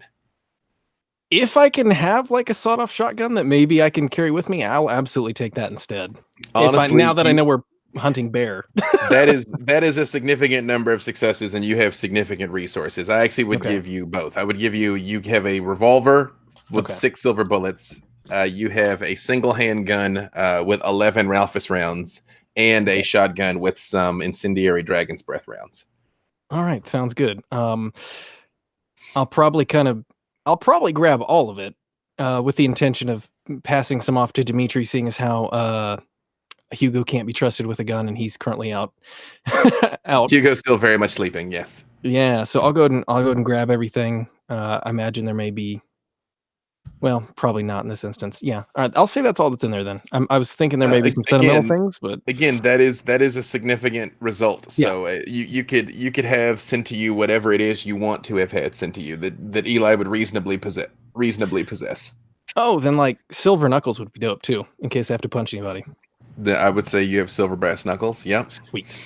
It's true. Also, just the full Batman Beyond suit is folded up in the bottom. Yeah. I start to pull it out. The whole thing, right? I start to pull it out and I stuff it back down in. It's not your time, friend. Not the hero we need. Yeah, not the hero we need. Yeah, sure. If I can grab some of the brass knuckles and silver knuckles in this instance, yeah, I'll just grab all my stuff and.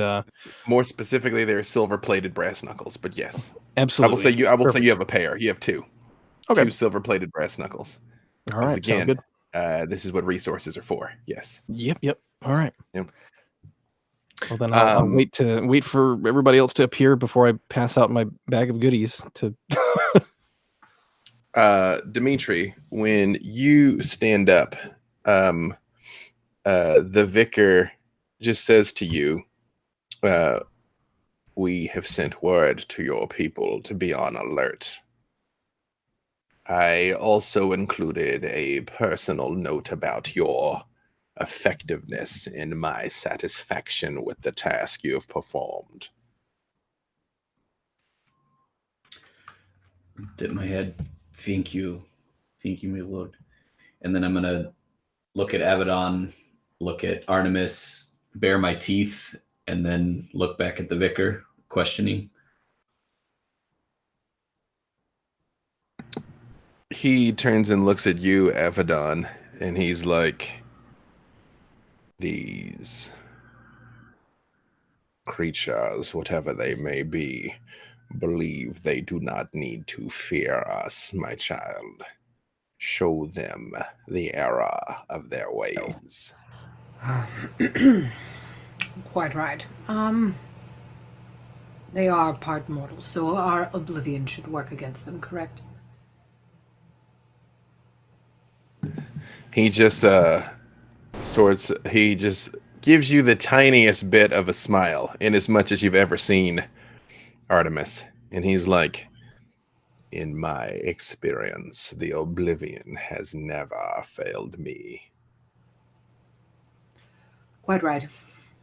All right, well, everyone keep your wits about you. It won't be an easy fight. And he turns and he looks at Artemis and he's like, you are one of us now. In time, we will properly indoctrinate you into the ways of Clan Lasombra. For now, follow your sire's example. She is a highly effective teacher. And you see Artemis just produces that karambit again and like taps it to her forehead and bows to him and puts it back.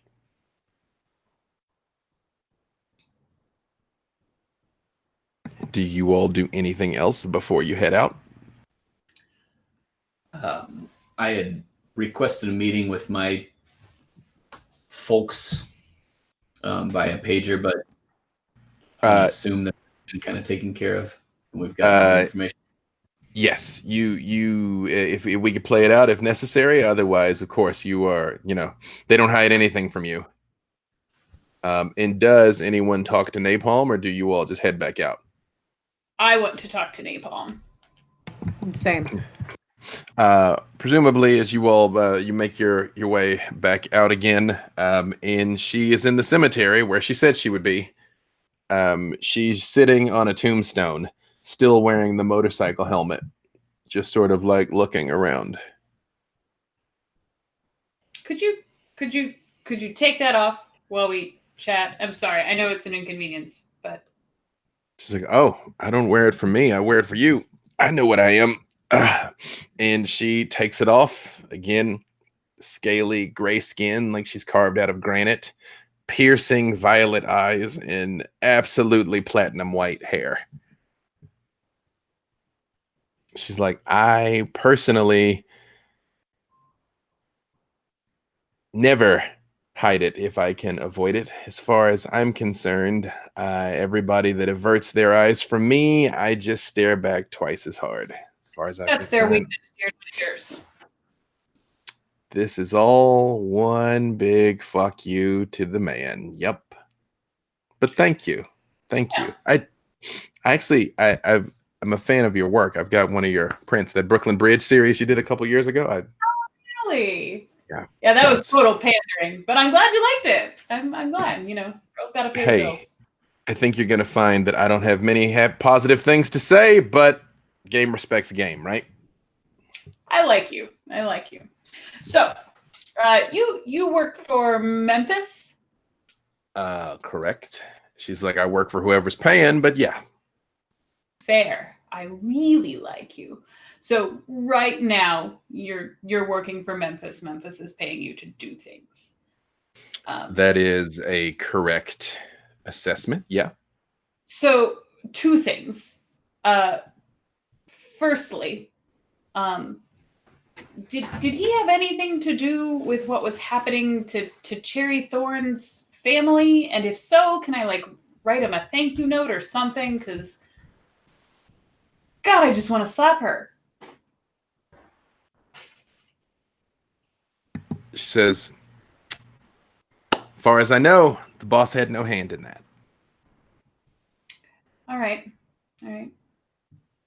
Well, he's still operating his territory. Has he seen any similar unknown bloodshed take place?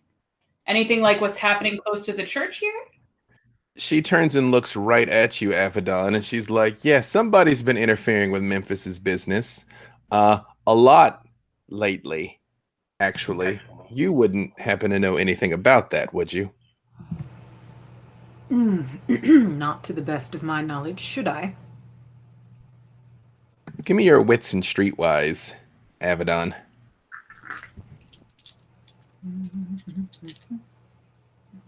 streetwise again? I always forget what my streetwise is.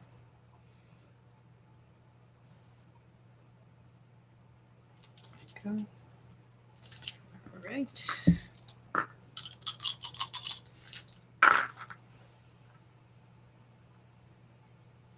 No, that is 1.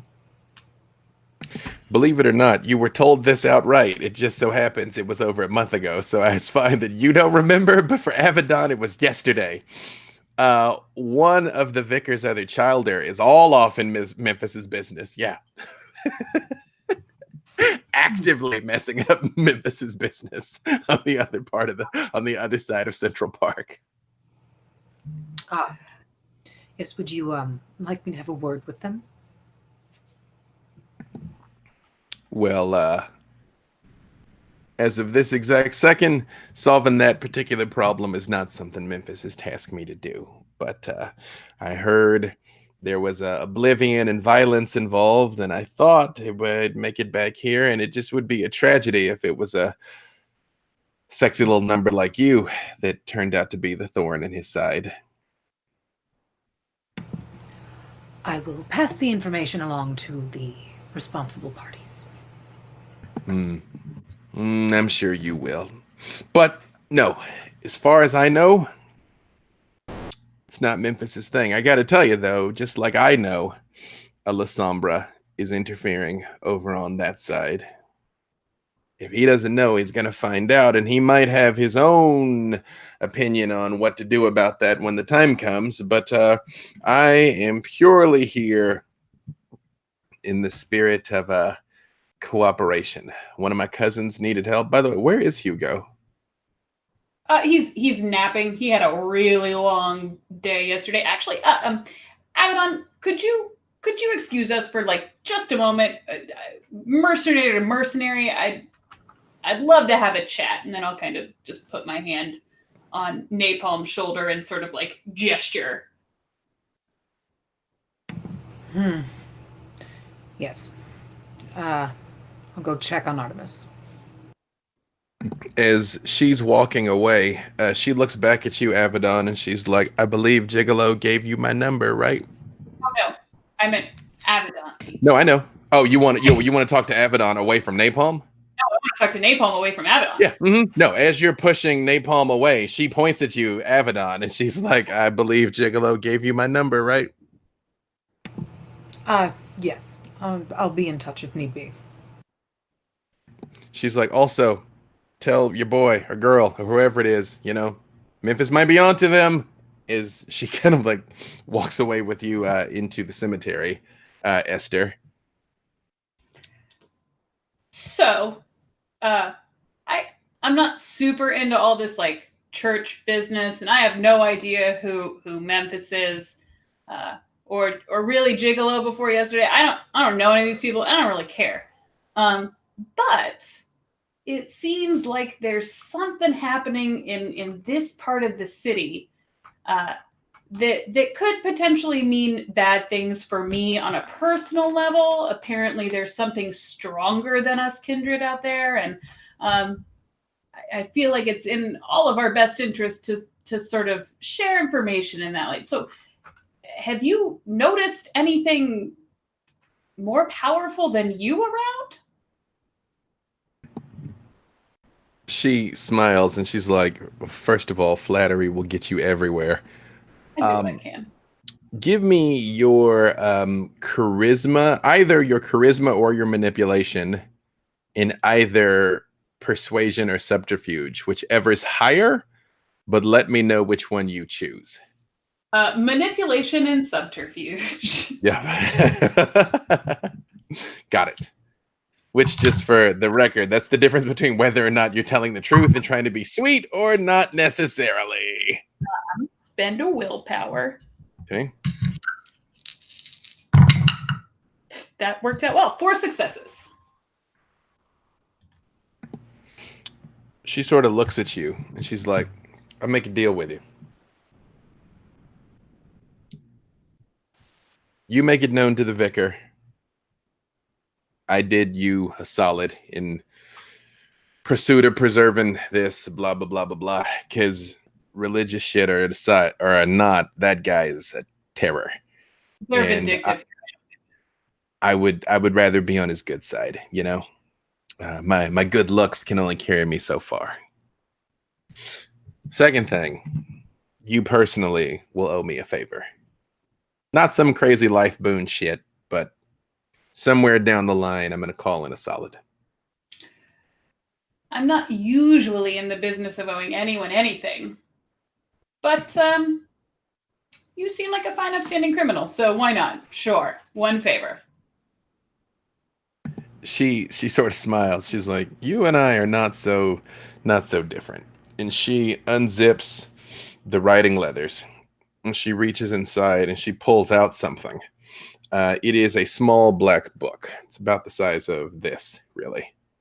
She's like, "Somebody dropped this off once I woke up this morning.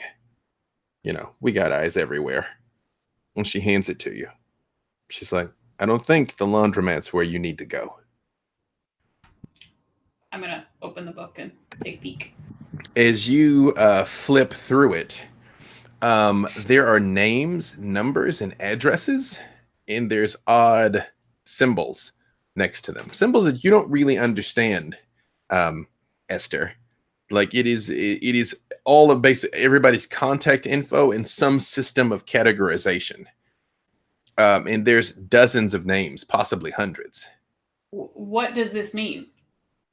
She's like, "Honestly, I don't really know. But the important part is turn it over. Look at the back there." Turn it over. You see it says on the back, it is gilded, and it actually has gold print on the back. "Property of Elegy Twain." And there is a gold inlaid rose. You know, Elegy Twain is a very, very successful art dealer on the Upper East Side. Have I dealt with them personally? You tell me, how likely has Esther's career have intersected with like the upper crust of the art scene? Oh, yeah. No, my photography, even though it's all pretty douchey, is high end. Then yes, I will say, yeah, you know her by reputation. You've definitely like met at cocktail parties. Give me your wits and streetwise. Let's see how well you absolutely know her name. Let's see how well you know her personally.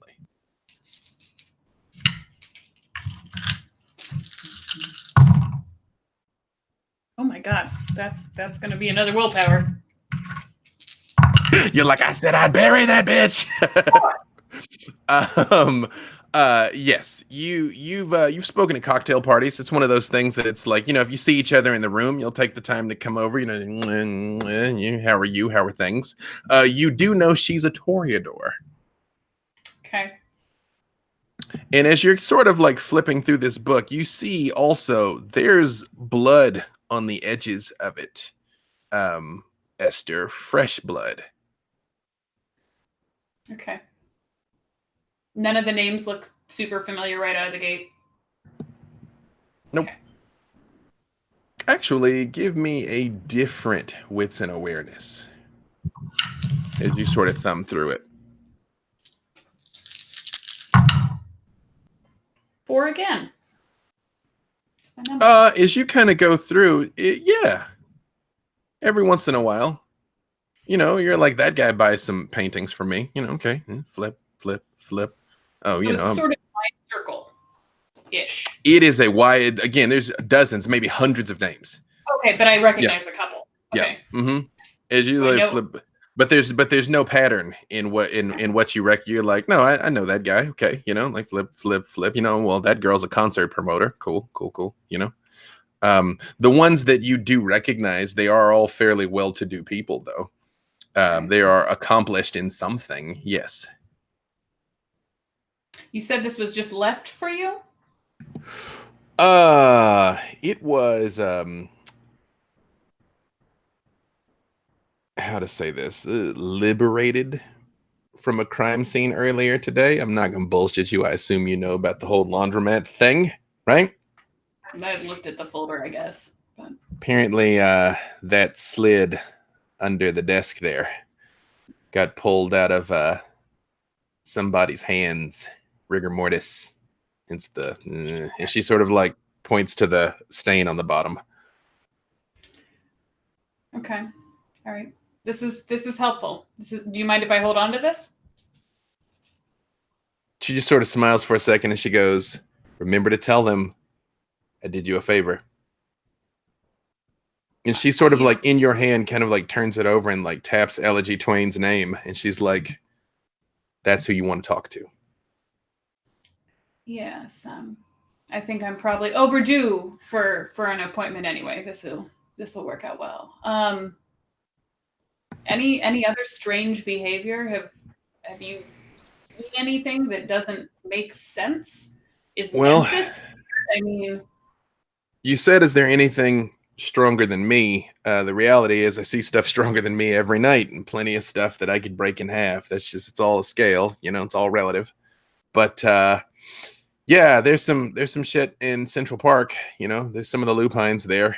They're from a group they call the Bone Nars, which is weird. Homeless werewolves. The fuck is that? Like, if I could pick up and throw a dump truck, like, I'd be fucking homeless. I'm sorry. What do they call themselves? Right? Like, okay, see, imagine my dismay. This face, I have no poker face. I look like this, okay? And one of them said to me, "Bone Gnarr," and I had to find a way to keep a straight face so I didn't get my head ripped off. I'm proud of you. I'm so proud of you. That's like, you guys have the worst branding. You're so fucking stupid. No. This kind of connection, they do better, but all right. I like I said, I work Central Park. I do things. I go where I'm required, and I do my best to not be seen. That's when she just sort of like pats the motorcycle helmet. And she's like, things don't always go how I want them to go, but accidents happen. Yep. She says, this really is awkward for me though, because again, in my line of work, I'm not supposed to just like give everything, but again, favor, and favor. I'm gonna go ahead and I'm gonna tell the people who the vicar actually likes that you helped us instead of me telling him directly, because I respect you, and to be honest, I don't want to put a target on your back or anything. But yeah, this will be helpful. Here's my card. When you need that favor, if you think of anything else that could be helpful in making sure we don't all get massacred and killed. She tucks it down in the writing leathers and like zips it up, and you realize is like as you're looking at her, like she's got the high collar jacket, the gloves, like when she puts the helmet on, like you can see no skin whatsoever, but she's still just sort of holding it, and she's like, "Yeah, take care of yourself. I think you're definitely in for an interesting time." And she stops and she's like, "Your buddy with the nose or without the nose? What's that guy's name? What's his deal?" It's Vladimir or something like that. He said I was being dramatic yesterday when I sunk into the earth. Personally, I think it's very practical. But you want to see something else cool? What's that? In front of you, she turns into an owl and flies away. Is the coolest fucking thing. All right. I will turn and head back to the church where I'm assuming everyone else still is. Yep. Unless anyone else did anything. Dimitri, was there anything in particular you were trying to find out from your people, Dimitri? I wanted to run the list of gigolos, places by them, see if we had any connections with any of those, see what the crossovers were. Give me wits and streetwise, and you can add your contacts dice to the roll. Yes, Eli. And the only other thing I guess I would say is there's no way Eli's going to leave without checking one more time on Apple and Hugo to see how they're doing. As far as you can... Oh, sorry. Go ahead, Avedon. Avedon would also like to pry Artemis for information. Okay. As far as you can tell, Apple is still knocked out. You talked to one of the attendances there. They did sort of like gently put a couple people on them to sort of watch. Basically, Apple stayed awake essentially until she passed out. So it's she like was up the entire night with you all, and then basically the entire day as long as she could, and kind of collapsed. Gotcha. So they anticipate she'll be asleep for a while. Demetria left to go for a walk, but they have a couple of people on her too. So as far as they can tell, she's just sort of like aimlessly roaming the streets, but she's under supervision. Dimitri, 5 crit or no crit? No crit.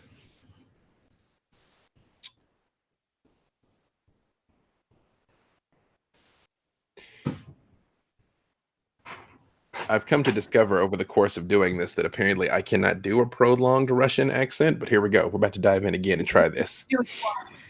So, I mean, arguably I can't do any of them, but at least I think I can. I'm aware of the fact that I cannot do a prolonged Russian accent. But you, a 30-something-year-old guy in a nice tracksuit, comes walking up to you, Dimitri, and sort of like bows his head, and he's like, "Good evening, brother.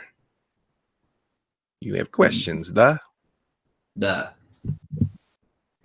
I run list that you send, places, locations.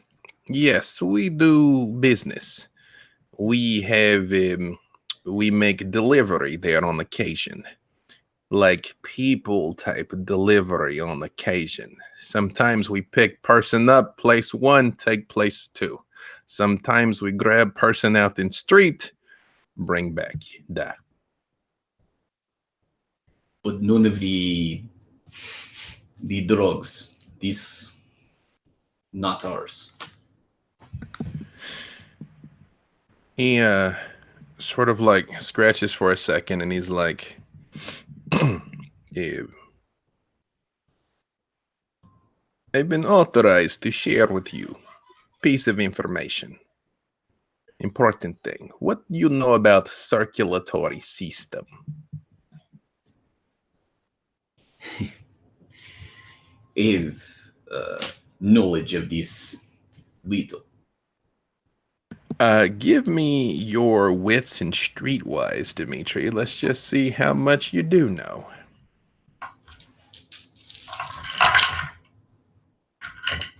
Those.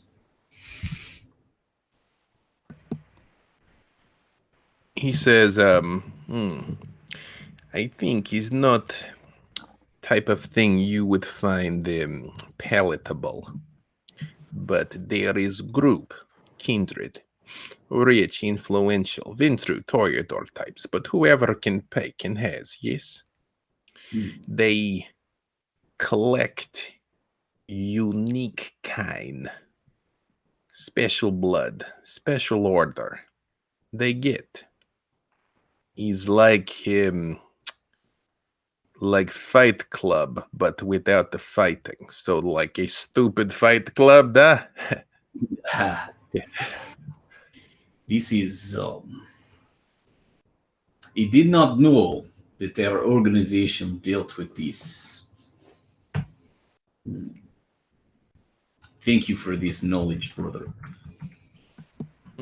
You know, it's the complicated nights. We try to stay out of drug trade, you know.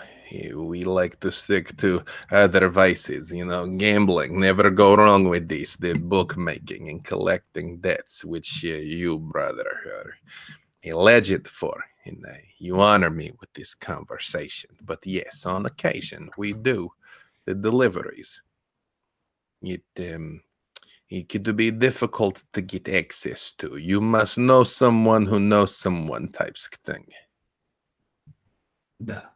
I do understand now. Thank you for this. Is there anything you would like me to take back to your report from you?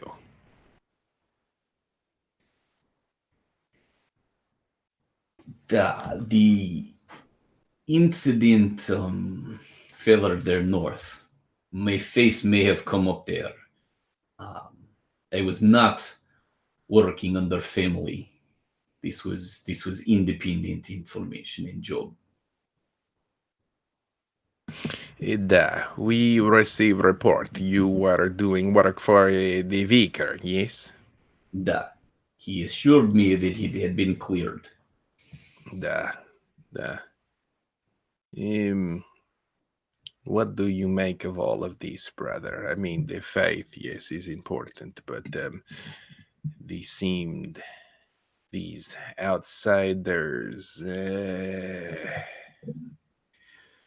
They are strange, no doubt. There is professional among them, at least one. The young ones, the how you say, the babushka, the butterflies. This is what they are. Is inconsequential. But they are handy and they are useful, and for the time being, I will do as the vicar asks, and I will tolerate these pups. You will make us proud, brother. You always do. Have a wonderful evening, Gosif. And he does turn and he leaves. Avedon, you find Artemis standing by the cemetery, staring at all the ghosts. Again, you know this land has been sacred for hundreds of years. It was been sacred to New York since the 1700s and was probably sacred even long before that. So there are many ghosts of a variety of ages here, standing, walking around, going about their business, and she just stands there taking it in, looking at them. You will have plenty of time to get to introduce yourself to each and every one of them, dear. I'll introduce you to some of them myself, as a matter of fact. Some of them are quite sweet. But, question for you. Mm-hmm. When we go do this, are we going to run into any more of your hunter friends?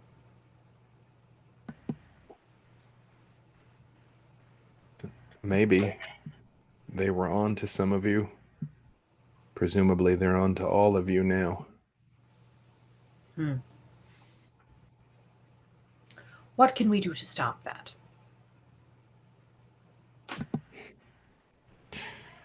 She turns and looks at you and she's like, stay up late tomorrow morning. Wait out here. Why? Meet the sun. As long as you continue to exist, they'll keep coming after you. Look at this. Look at what happens. Look at the death that follows you, follows us. Somebody has to protect people. Yes, that's fine. But how do I... You're missing the point, dear. How do we throw them off of our particular specific trail? You realize her eyes still like linger on the ghost for a few minutes. It's almost like she forgets you're there for a second, and then she turns back and looks at you. She's like, I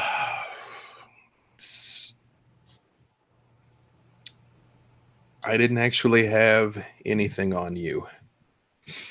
We had Cherry, we had Esther, we had our suspicions about Eli.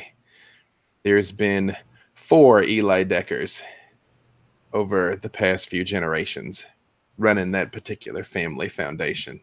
This is Eli Decker the 4th now, and they bear a striking resemblance to one another. I actually was really hoping to get to ask that guy about it, but we knew if we rolled up Winston Thorne, we knew that we could get him to crack on whatever he was doing in his Winston Thorne, get him to crack about what he was doing, roll on his co-conspirators in business. We didn't know if they were all human, and we also thought we could lure out his daughter, squeeze her, and find out who she was working with. which I suppose worked after a manner of speaking. That's what we do. We're law enforcement like anybody else. We catch somebody and we roll them up the line. And now she turns and she looks at the church. Well, I don't know. I'm sorry, go ahead. Do they keep these files on like a computer of some sort? Are they paper files? Are they just, if all of this information were to magically disappear somehow, how would one go about doing that? She motions towards the ghost. She's like, do you think it's still 1730? Of course it's on computer. Everything is. Yes, is it on both? Is it on, I understand that. But how do we get rid of all of it?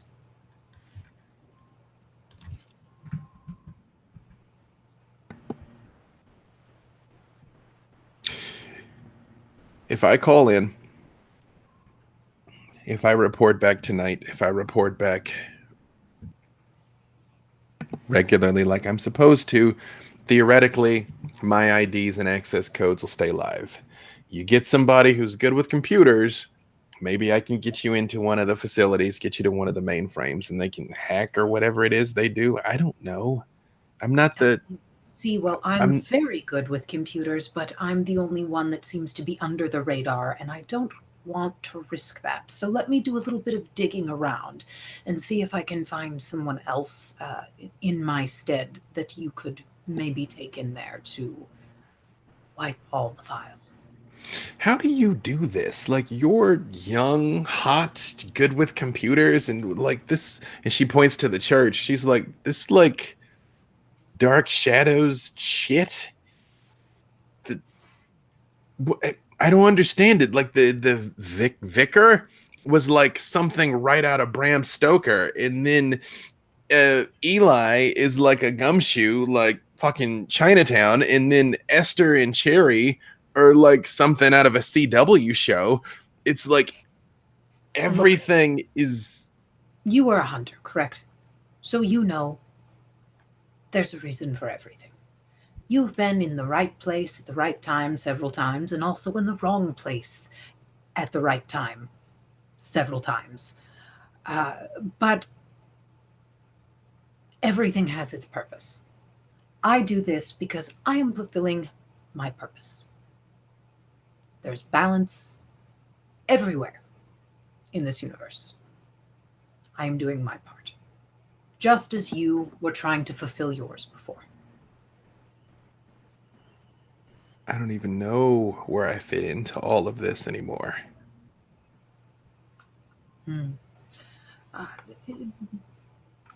You are a warrior.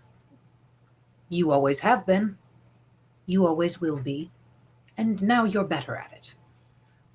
So, there's that. I myself hope to one day run security for the Vatican.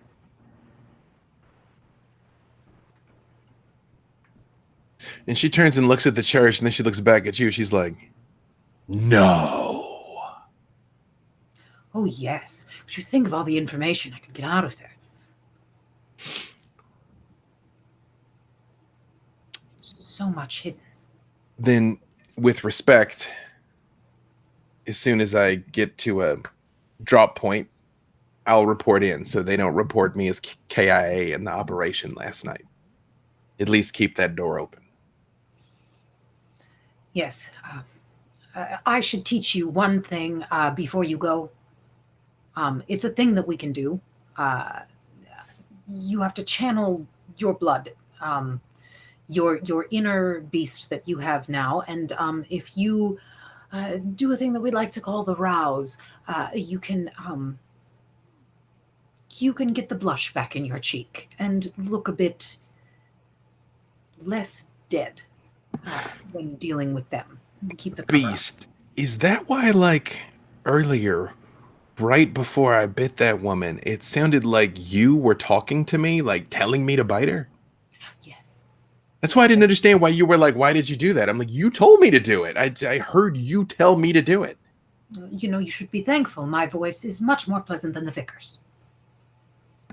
Oh, yes. Yes, it is. Okay. how do I do this? How do I just like Just a kind of like a guided meditation. Just feel it within you, and kind of psych yourself up a little bit, and think blushy thoughts. oh. And you do see like the red come back to her cheeks. She's like, ooh. Right. I didn't realize Don't I do wasn't it too doing that often. anymore. It can make you hungry when you do, and then you'll have to bite another strange lady's ankle. So just use that when necessary. So later, when you go to meet them at that point, be sure to do that before you go in, and hopefully they won't be able to tell anything's up except for your eyes, which don't activate your oblivion around them. I know that it should go without saying, but don't absent-mindedly do it trying to look at something either. It can slip the mind. Just pay attention. Be vigilant and on your toes. In my experience, the basics are where things go wrong. Yes. And while you are talking, you see Esther approaching from the cemetery, Dimitri from his talk in the street, Eli back. Now, Eli, I would say that they also included a bag of some sort for you to like easily transport the gear. What sort of bag would Eli have had for his go bag? Yeah, I like to. It'd be cool if there was a place I could like roll it out, like have them all like fancily packed in there and like roll it out on a bench or something. So I would say a very nice leather bound container like that. Then inside they're kind of rolled up in cloth. You all are gathered here outside of the cemetery with your newfound information and accoutrement, and you have a pending appointment with Elegy Thorn in the circulatory system. And that's a good place for us to stop. So thank you all here. Thank you to sorry, Emily, who had to step away. Todd was tied up also. They will both return next week. Thank you, May and Mason and Justice and Diana. And I guess one last time here, we'll tell everybody where they can find you. We'll go in reverse order this time. We will start with May and work our way backwards. So who you are and where you might be located. Hi there, I am Melee Damage. You can find me on all the socials at Melee and then the word damage. So I'm there in all the places, and you can check me out on Wednesday nights here on Q Times, where I storytell a little show called Denver by Night, where I torture all of my wonderful players who are absolutely amazing. It's an all-girl campaign, and it is so much fun. And we have more episodes coming out. We were only going to do a 4-shot, but now we are doing more. Let's see what else. I think everything else is on break right now, but soon A Darkened Wish will be returning on Thursdays, where I play Helene in a story written by Mr. B. Dave Walters over here, and artwork by Tess Fowler, and it is amazing. So you should definitely check that out. Most nights you can catch me on my Twitch, again, /Melee Damage, playing Bloodlines. Doing a lot of Bloodlines right now. So if you guys miss playing Bloodlines from way back when and you want to see it in all its glory again, tune in with me, hang out with me on my Twitch, and watch just all of the madness unfold. Mr. Mason. Yeah, so appreciate you guys all hanging out tonight. You can find me DMing on Mondays and Wednesdays and Thursdays over on our channel here, Wizard X TV, where we do D&D and Call of Cthulhu mostly, but we one-shot a lot of other stuff in there. And Wizard X or Wizard X TV, you can find me pretty much on every other social media thing in one of those forms. Oh, and obviously here on Friday. It's true. For a couple weeks. That's true. Yeah, more now, and the newly relocated here. Q times. Q times. Justice. Yes, you can find me here on Fridays night, and starting this Sunday, you can find me on Bard and Barbarian, a brand new channel that Diana and I are unveiling this weekend with an all Aarakocra limited series, and then we've got a lot more things planned in the near future. It should be a lot of fun. Come hang out. And then I'm on all the Instagram is mostly where I display my mustache as Stash Mando. I mean, it deserves its own Instagram, like really. Like, you know, like it's just like completely out of context stash shots. Yeah. Diana. Hi. I am one half of Bard and Barbarian, as Justice just said. We are starting this weekend at 3 p.m. Eastern time with that all Aarakocra series. That should be a lot of fun. It should be some fun silliness. You can find me, D'Amico Diana, on Twitter. I'm really active on there because it feels like you're yelling at people through the internet, but they yell right back, so it's really great. I am in Mason's Call of Cthulhu game. And here. Is that Saturday or Sunday 3? And is that Eastern or Pacific? Sunday at 3 Eastern. Sunday at 3 Eastern, yes. And are you the bard or the barbarian of this barbarian duo? That's kind of what you have to figure out. It depends on what day it is. Also, congratulations on Electropunk. Hey, yes. Just before we went live, our Kickstarter for Electropunk funded at 100%, and we have 8 days to go. It's 9 o'clock next Sunday morning Pacific is when it ends. So yes, we have a week to sort of pad it a little bit, but yes, thank you to everybody. Also, shout out to Tess Fowler again. May mentioned her. She was my co-creator of A Darkened Wish. She is battling cancer right now. We organized a GoFundMe for her. Everybody is shocked and amazed by the outpouring of generosity from our community, but if you have the ability to support her, you can check out her Twitter, my Twitter for her GoFundMe. Literally every dollar counts. Thank you so much. You can find me, Erwar. I'm here on Friday. Sunday, I do one-on-one shots at 1 o'clock Pacific right here on a Q at Times. This week, it'll be that bronze girl, Jasmine Bular. We're going to be playing a little bit of D&D, I think. We're still kind of back and forth between D&D and Vampire. I think it's going to be D&D. Tuesday, Silver and Steel, also with Jasmine and Todd. Thursday, Roll in the Family is the finale at 2 o'clock Pacific. As May said, A Darkened Wish will return. We just got to figure out when it's going to return. You know how that all is with the apocalypse has slowed down things, but we definitely will be back soon. And then next Friday, I am here. So with no further, and then of course, toss a sub to your Q Times, Channel of Plenty. And we will be back next week with Emily and Todd for, again, silky smooth, uneventful. It's going to be fine. It's going to be fine. It's not at all going to be like Vampire Eyes Wide Shut. Like, not at all. It's not the same. Okay. All right. We'll see y'all next week.